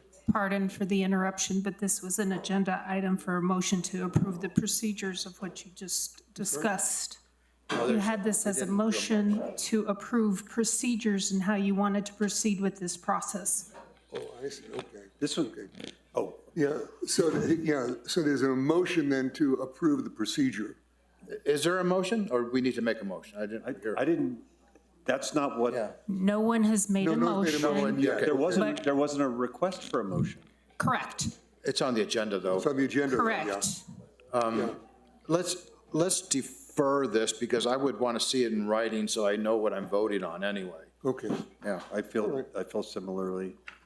So in that Motion to case, we'll defer. need a motion to. Motion to defer. To defer. To consider and act on the letters. Okay, yep. Is there a second? I'll second it. Okay. Mr. Benavides? Yes, no? Yep. I mean, just because if we're going to vote on something, I want to see it written down so I know exactly what I'm voting on. Ms. Kiefer? Any problem? Okay. Ms. Radovich? Okay. Let's defer. Roll call? Yeah. Oh, okay. Call the question. Trustee Benavides? Yes. Trustee Kiefer? Yes. Trustee Radovich? Yes. Trustee Randall, yes. Okay. Discussion and approve resolution 2024-11-02 to adopt a process for special dispensation permits and public celebration permits. Administrator Avila? Board of Trustees, Mayor Pro Tem, this resolution is to simplify the process for getting what is commonly known as a picnic license for serving. This, many times we've run up against having to call, or at least the option of calling a special meeting just to have the Board of Trustees approve this. So this is to simplify this with administrative review. Okay, is there a motion to approve resolution 2024-11-02?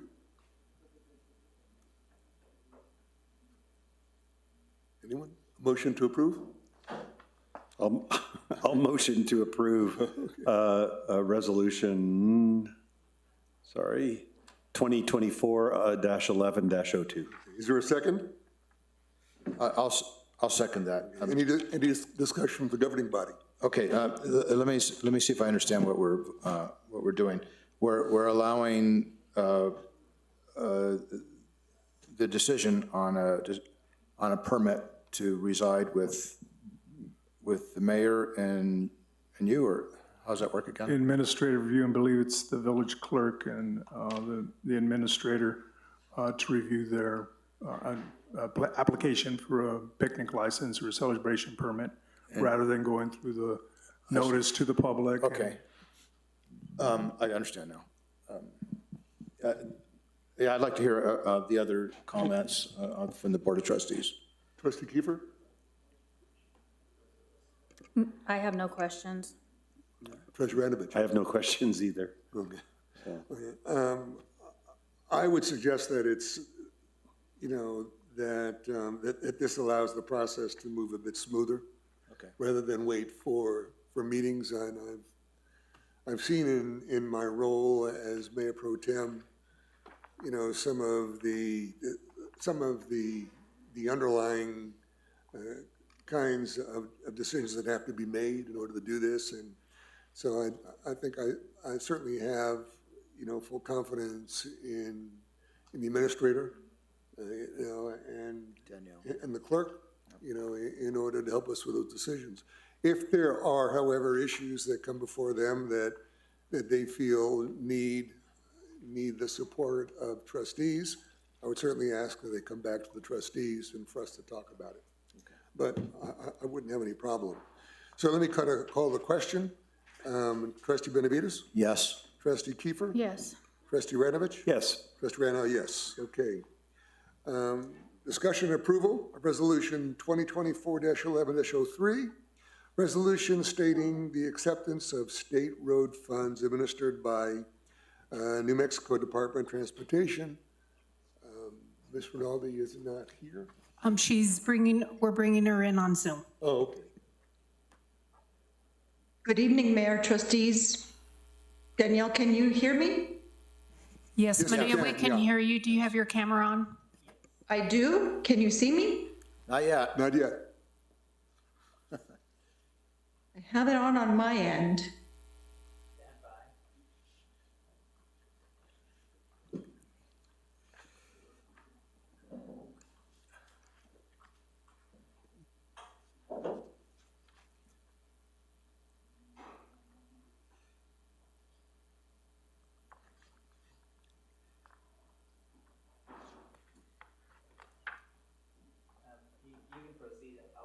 I'll bring up her face shortly. Okay.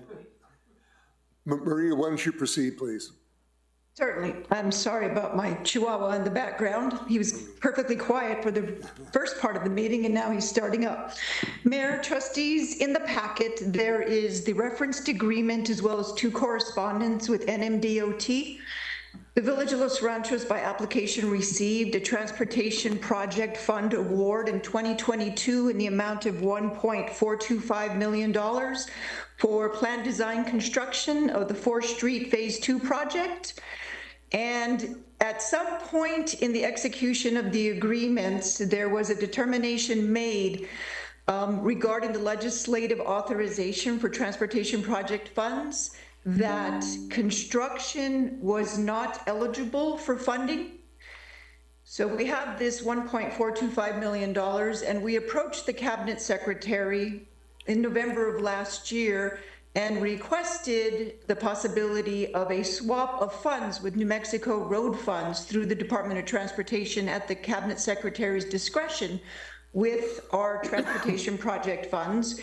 And as you can see from the 2 correspondence, our request was accepted positively, and the second one is the transmission of the agreement which replaces transportation project funding with roadway funding. A couple of things.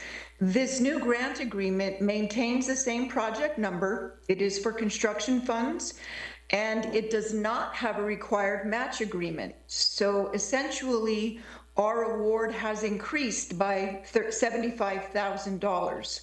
So this grant agreement with no matching requirements awards the Village of Los Ranchos $1.5 million towards Phase 2 of 4th Street revitalization project. Additionally, there is a termination agreement to terminate the previous award, the 2022 2PF, that needs to be executed as well. So the resolution is asking for an acceptance of the swap of funds and authorizing Mayor Pro Tem to execute the agreement and to execute the termination agreement. I will also inform you that this money is budgeted and now increases the pot of money for subsequent phases of Core Street revitalization to $11,050,000. And if you have any questions, I'm happy to answer them. So let's first go to questions from the governing body. Oh, we need a motion, okay. Is there a motion to approve? Let me get the, let's see. Okay, to approve Resolution 2024-11-03, resolution stating acceptance of state road funds administered by the New Mexico Department of Transportation. Is there a motion to approve? Yes, I'll do a motion to approve. Is there a second? Resolution. Second?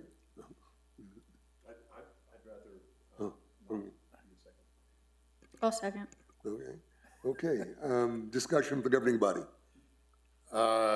We can see you now. And no, it sounds like a smart move to do that, so thank you for that. You know this, you know how the state works, and I appreciate it. Trustee Kiefer? I have no questions. It's pretty black and white. No. Trustee Radovich? I don't have any either, and so let's, let me call the question. Trustee Benavides? Yes. Trustee Kiefer? Yes. Trustee Radovich? Yes. Trustee Rano, yes. Okay. Discussion approval of a memorandum of understanding supporting participation in the Main Street program for the village of Los Ranchos. Mayor Pro Tem, I'm sorry, but you skipped over D.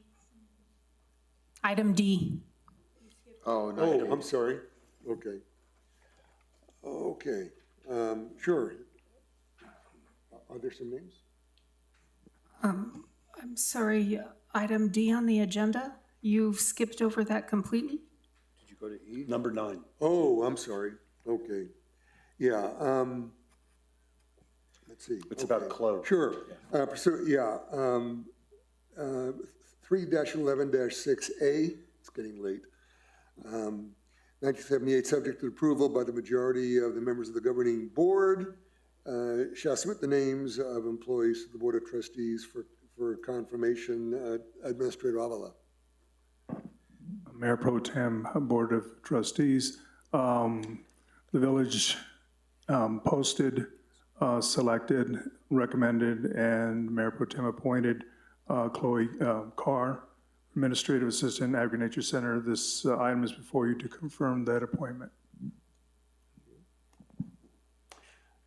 Okay, is there a motion to approve the confirmation of Ms. Kerr? I'll make a motion to approve the confirmation of Ms. Carr. Is there a second? I'll second that. Okay, discussion from the governing body. Trustee Benavides? I have none. Trustee Kiefer? None. Trustee Radovich?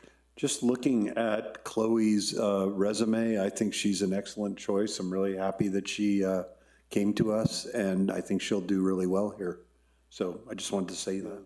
And I've had the opportunity to talk and work with her, and I think she's an excellent choice as well. Okay. So let me kind of call the question. Trustee Benavides? Yes. Trustee Kiefer? Yes. Trustee Radovich? Yes. Trustee Rano, yes. Okay, now we get to E. Discussion approval of a memorandum of understanding supporting participation in the Main Street program for the village of Los Ranchos. Administrator Avila. Mayor Pro Tem, Board of Trustees, we have before you an agreement, which is in essence a bridge agreement while developing the Main Street program. The Board of Trustees asked that we help the village businesses to have a channel and a champion for business interests, and Main Street program is the long-established program within the state. we endeavor to get Main Street recognition. And to that end, this contract, or MOU actually, is created to have that agreement so that the Los Ranchos Economic Development Incorporated can help us get to that point. Okay. Are there individuals who have signed up? Mayor Pro Tem, trustees, there have not been anyone that signed for this item of business. Okay. Okay, so is there a motion then to approve the MOU? I'll make a motion to approve the MOU. Okay, is there a second? I'll second it. Okay. Discussion from the governing body. Trustee Benavides? It sounds like a great thing, so. Okay. Yeah. Trustee Kiefer, you've been involved with this. What kind of comment?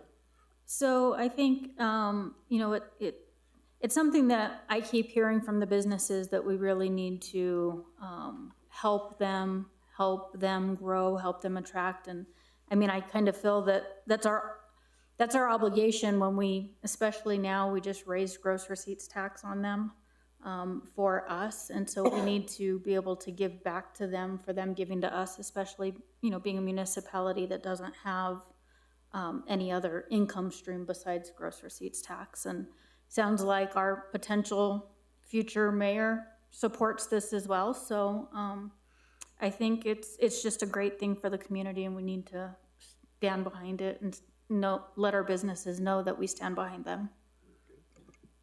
Trustee Ranovich?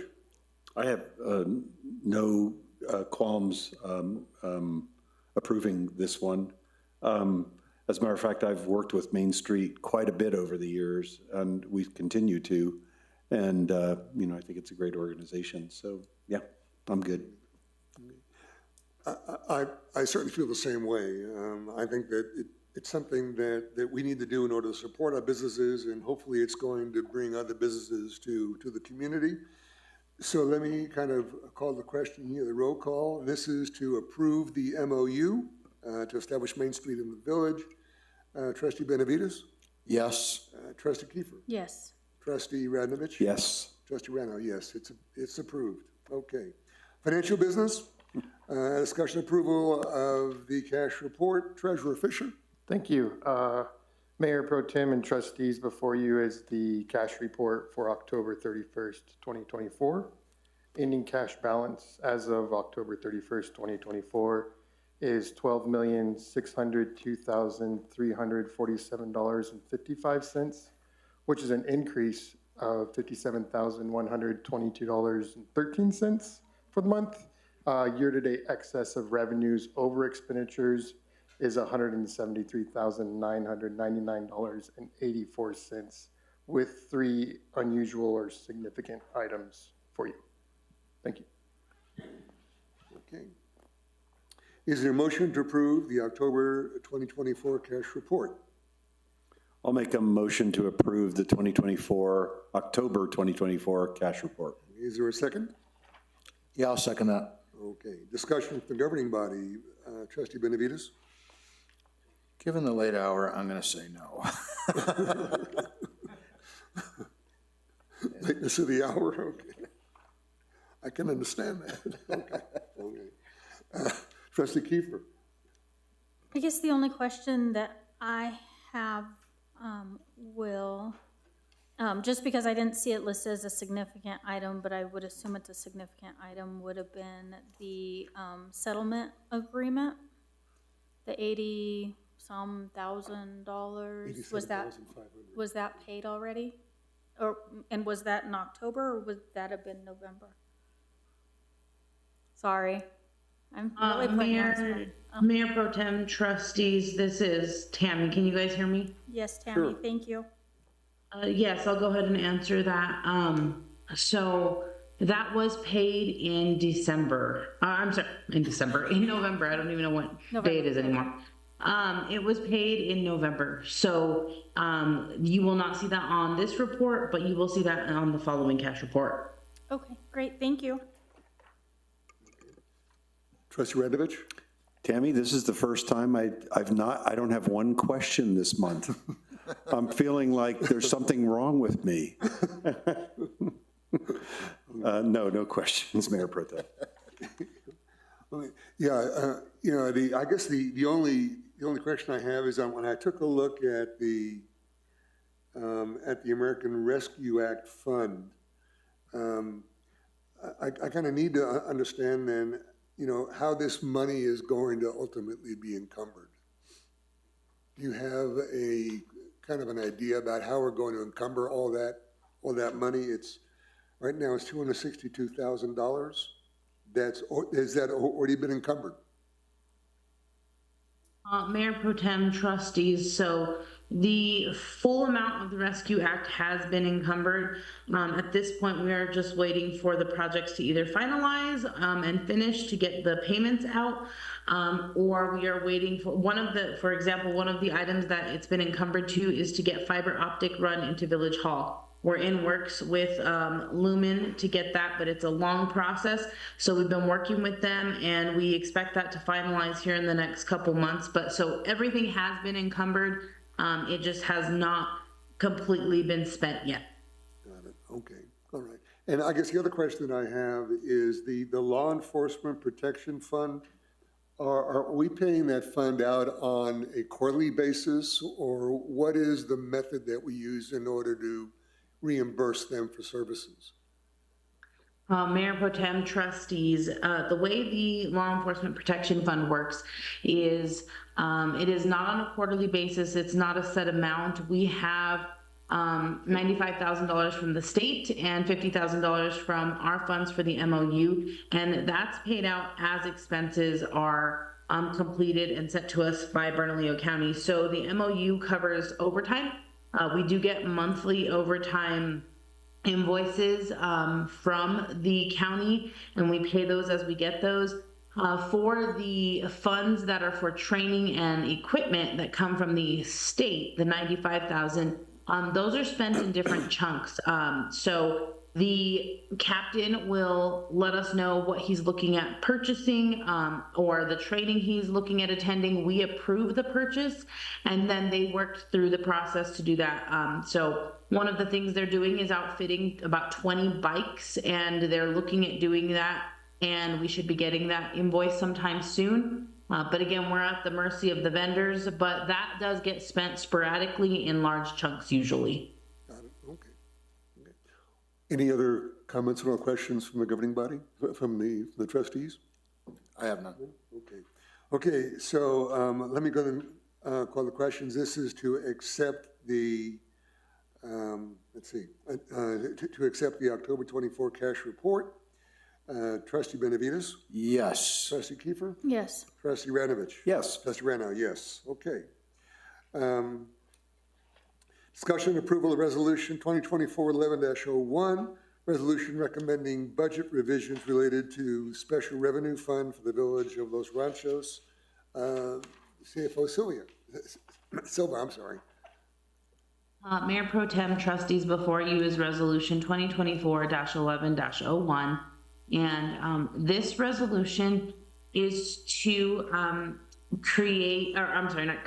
to budget the adjustment for two different line items, both related to the community garden expenditure and revenue. So what this resolution is doing is it is allocating a revenue line item for any money that is coming in specifically for the community garden, whether it's renting out the spaces or the money that we heard about being collected from the yard sale. So that is what the revenue line item is being budgeted for. And we are also budgeting a supplies line item. So that way, if we have any expenses for that specifically, we can keep those, we can track those. And then also we have them budgeted to be in compliance with state statutes. Got it. Okay, very good. So is there a motion to approve resolution 2024-11-01? Sure. Motion to approve resolution 2024-11-01. Is there a second? I'll second it. Okay, discussion from the governing body? I have none. Kiefer? None. Trustee Radovich? I want to know what these supplies are. Yeah, very suspicious. Just kidding, Tammy. No, I have no further, okay. Let me call the question. Trustee Benavides? Yes. Trustee Kiefer? Yes. Trustee Ranovich? Yes. Trustee Randall, yes, okay. So this is now the informal discussion. Let's make it very quick and informal. Okay.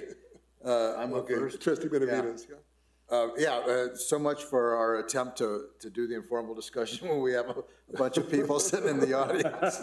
Didn't work. Point. But they're listening. The only one is your wife. Yes. I'm speaking directly to her. But, you know, to people that are listening online or look at this later on. I'll make it quick. So we lost the Lavender Festival, and I just want to plant a seed that we look at creating a different festival. And I've been promoting this idea of a chili festival what would be different about this is it would not be just about the chili that comes from Hatch. It'll be the chili that comes from up north, the chili that we can grow here. We already know we can grow very good chili here. And I think it could be a lot of fun. Why don't we have a Lemitar chili festival? Since the village of Los Ranchos Lavender Fest is going to the Balloon Fiesta. The Balloon Fiesta part. Yeah. You mean Lemitar chili? But Not Lemitar chili, yeah. Any from Lemitar all the way to Taos. Yeah. Chimayo. Chimayo at least, right? But anyway, so just want to plant this seed. And I want to plant the seed about exploring a police department. I know Fred has some thoughts about that in terms of the cost. So my argument would be we had a police department before we grew to the size that we are now, to the budget, and it would make people feel better if they saw somebody patrolling the area. We have people are worried about burglaries happening and speeding, and it certainly would complement the measures that we are taking to reduce the speed in the village. Maybe we wouldn't need as many speed humps if we did that. Now, given that it could be such a costly option, we should also explore paying for overtime with the Bernalillo County Sheriff's Office. We started to do that. I think we dropped the ball on that. But if we can, the main intent is to get a police presence, and I think people would like to see police patrolling the area. I think that would do wonders. Let's see. Barnyard sale was really cool. I thank the people that put that on. And that's all I have. Thank you. So before I start just the couple things that I had, I really like your idea, Trustee Benavides, about like a chili festival or something, and I think that would be a good segue for you and I to work together on with Main Street, because I think the businesses would love to help advertise, to help be part of, in a way to attract people, to the village, right, for an event, and then how do we get them to 4th Street to spend their money and stay a little longer? I know one of the things in the Village Vision that I noticed that I thought was super cool is Still Bender is putting together a beer for us for the Route 66. And so maybe, starting with them, kind of looking ahead of what that festival is going to look like, and see if they can brand a beer or brew a beer, specifically for the Chili Fest. Maybe it's a chili beer. They would complement each other, especially if it's really hot chili. Right, exactly. So I'd love to work with you on something like that Thank you for that. because I think they would just go, they're very symbiotic with one another. The only other thing that I wanted to say was, hopefully she watches sometimes, is congratulations to Representative Huckman V. Hill on being nominated as the majority whip for the legislative session coming up. And a big congrats to all the women of the New Mexico legislature because they secured the majority of seats this year. And so that's a big win. And, you know, we keep talking about diversity here in Los Ranchos, and I'd love to see diversity as well on this board as well. And so the only other question that I had, we talked about the village's payment on the settlement. Do we know if Peldrum has made their payment on the settlement agreement? Anybody? We don't. We don't? Okay. I was just kind of curious because I'd hate for that to be held up some way, somehow. So that's all I had. Trustee Radovich? Ditto on Ms. V. Hill, Hockman V. Hill. I would like to, I think there's a lot of people in the village that don't really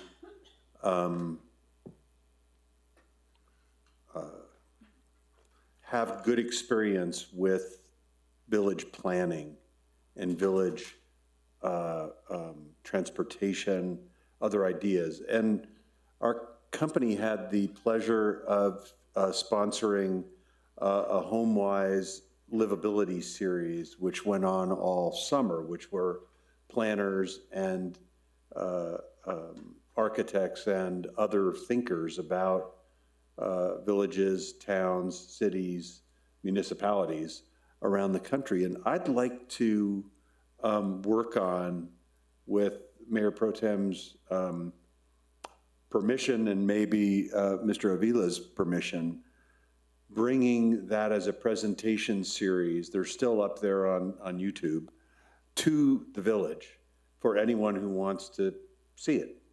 And maybe this is a series that is lunchtime, maybe it's, they're all hour-long talks. But I think it would really help to educate and to let people know what the reasons for certain decisions that are made in terms of planning and especially village planning, city planning.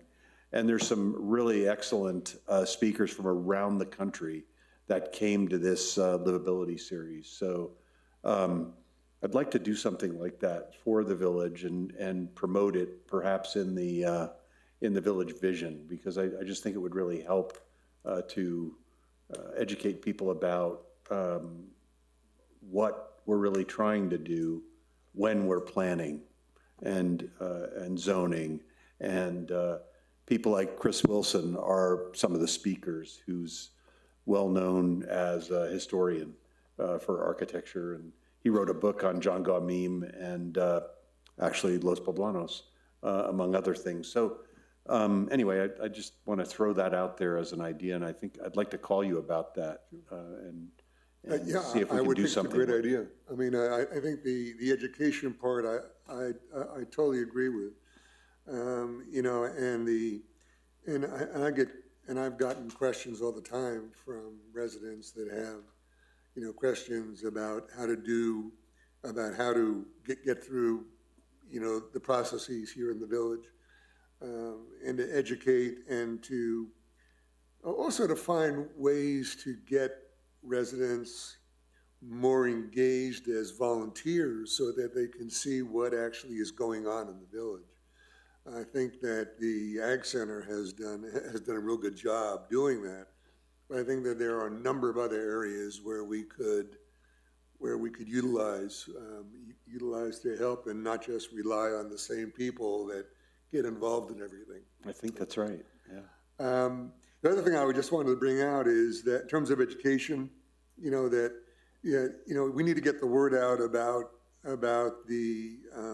hours and dates for the green waste. It's going to be held Wednesday and Thursday this week from 10 to 4. You know, for the trees that came down. Yeah, right, oh, that's for great. for the chip chip site. You know, and just remind residents that it's their responsibility really to remove those limbs from their own property. Unfortunately, we've experienced situations where the residents kind of take the limbs from their property and drop it into the, Right away. you know, into the street or into the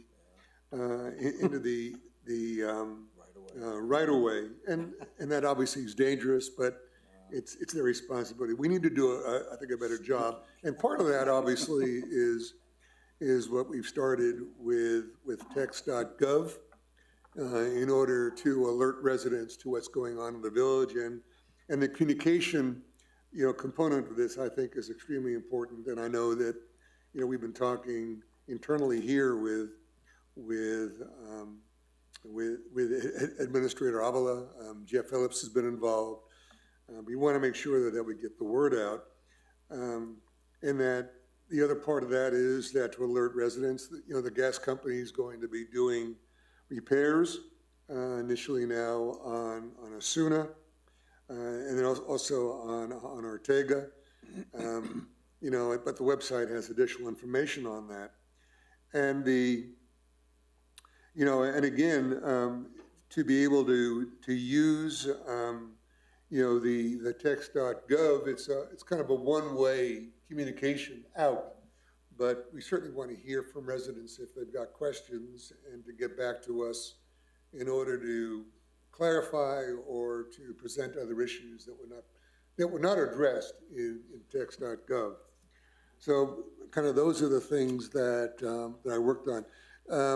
You know, and in response to the, excuse me, to the lavender in the village, I'm with you. I mean, we need to really continue it here. You know, and it may mean that we do a rebranding of it because unfortunately lavender in the village is now owned by the folks who are moving to, you know, to the Balloon Fiesta Park. And we'll have some way to just have a contest on what that's going to look like. So you want to do lavender still? Oh, sure, by all means, yeah, okay. By all means. Okay. You know, I think it really benefits the village. You know, and and businesses that are here, you know, love it. They get spillover from it. So I think that we certainly need to continue doing it. Okay. And you know, and it's been it's been kind of a tradition of the village for a while, you know, and I think we certainly want to continue doing it. Okay. And let's see, the other thing that, and I wanted to get your impression on this, is that, you know, given what we went through with the storm, with the recent storm, you know, and P&M was overwhelmed, obviously, by it. You know, and parts of the village were out for hours and days. Okay. The question that I have is whether we should consider using a emergency proclamation in the village that would then allow us to be alerted to what kinds of financial support we can get from the state and from the county in case there are funds available. But the other part of it, though, is that it kind of confirms that, yeah, that the resources here were not enough in order to respond to this particular kind of storm. You know, and so we've been talking about this, and I guess, you know, Administrator Avila, do you have any further comment or concern about this at all? Board of Trustees, Mayor Pro Tem, when there is an emergency, it is can be declared locally, can be declared in the county, the state, and then nationally. And Jeff's not here to go through. He really is the expert on this. But our declaration basically allows us to account for those efforts. I'm just giving you, for instance, if one of those trees had fallen somewhere and it was a safety benefit to go in and move a tree on somebody's property, if we have declared emergency, we're covered. If we don't, then we're not covered as far as anti-donation, as far as protection, for any risk there. So it gives us that coverage, but it also puts us in line and in a queue that if, more emergencies happen at a certain level, there is a dollar amount that might be reached that allows us to get some of the expenses we have returned to us. But it puts us in communication more directly with emergency management, Office of Emergency Management, and it's something we haven't done for a while, so it's a good exercise, at one level, but there's many other different reasons why you would do it. Mayor Pro Tem, may I ask a question to follow up? Mr. Avila, to kind of follow up to what you said, is it something that is done for each independent storm or each independent emergency, or is it something that's done after the fact, before the fact? I mean, because I know like Ruidoso, they called an emergency meeting because they had fires and, an immediate need. How is it done, and is it per storm? And So for weather events, it could be more than just, happen on this day, and that's it. It could be happening on this day, continued on, that sort of thing. It should be declared immediately afterward. What we understand is we still can declare up through the end of the week if we want to make that declaration. That rule has been opened up for us. Not for us specifically, but for the state. does it need board approval, or The declaration can be done by the mayor. Okay. The board can, go ahead and at some later date, basically confirm the approval. But it's done by the mayor and Mayor Pro Tem. So I guess to kind of your point, Mayor Pro Tem, right now, I would think that you have the authority to do it, and your discretion would be trusted by at least myself, and I would assume the rest of the board, to make those decisions. So was it done in this storm? We did not declare an emergency locally. Is that what Did you're? we need any services that would have helped us? We would have asked for additional services if we had really gone too far out of our abilities. But for instance, there were people without heat, and we were determined to work on our communication and getting those resource information, but we don't have a place to house people if for some reason we had that same scenario happen again, or in the summer if it was a heat wave and they were at risk. Yeah, and it kind of came to us after the fact, but I think the rule is that we have, I think, 72 hours after the event in order to complete the proclamation. Okay, so we just need to be more diligent about it, and I would certainly take on the role, and given the time I have left, in order to do that. But I think it can be very helpful to the village. Okay. Agreed. So that's all that we have to say. We have to say here in terms of department reports. I'd ask that all of you then reach out to the departments, and then make and pose any kinds of issues or questions that you may have. And with that, I'm going to ask for a motion to adjourn. I'll make a motion to adjourn the meeting. Is there a second? I'll second it. All in favor? Aye. Aye. Okay.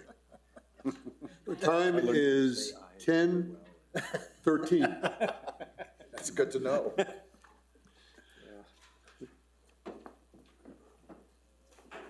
What a great place that is. Oh, yeah, I know.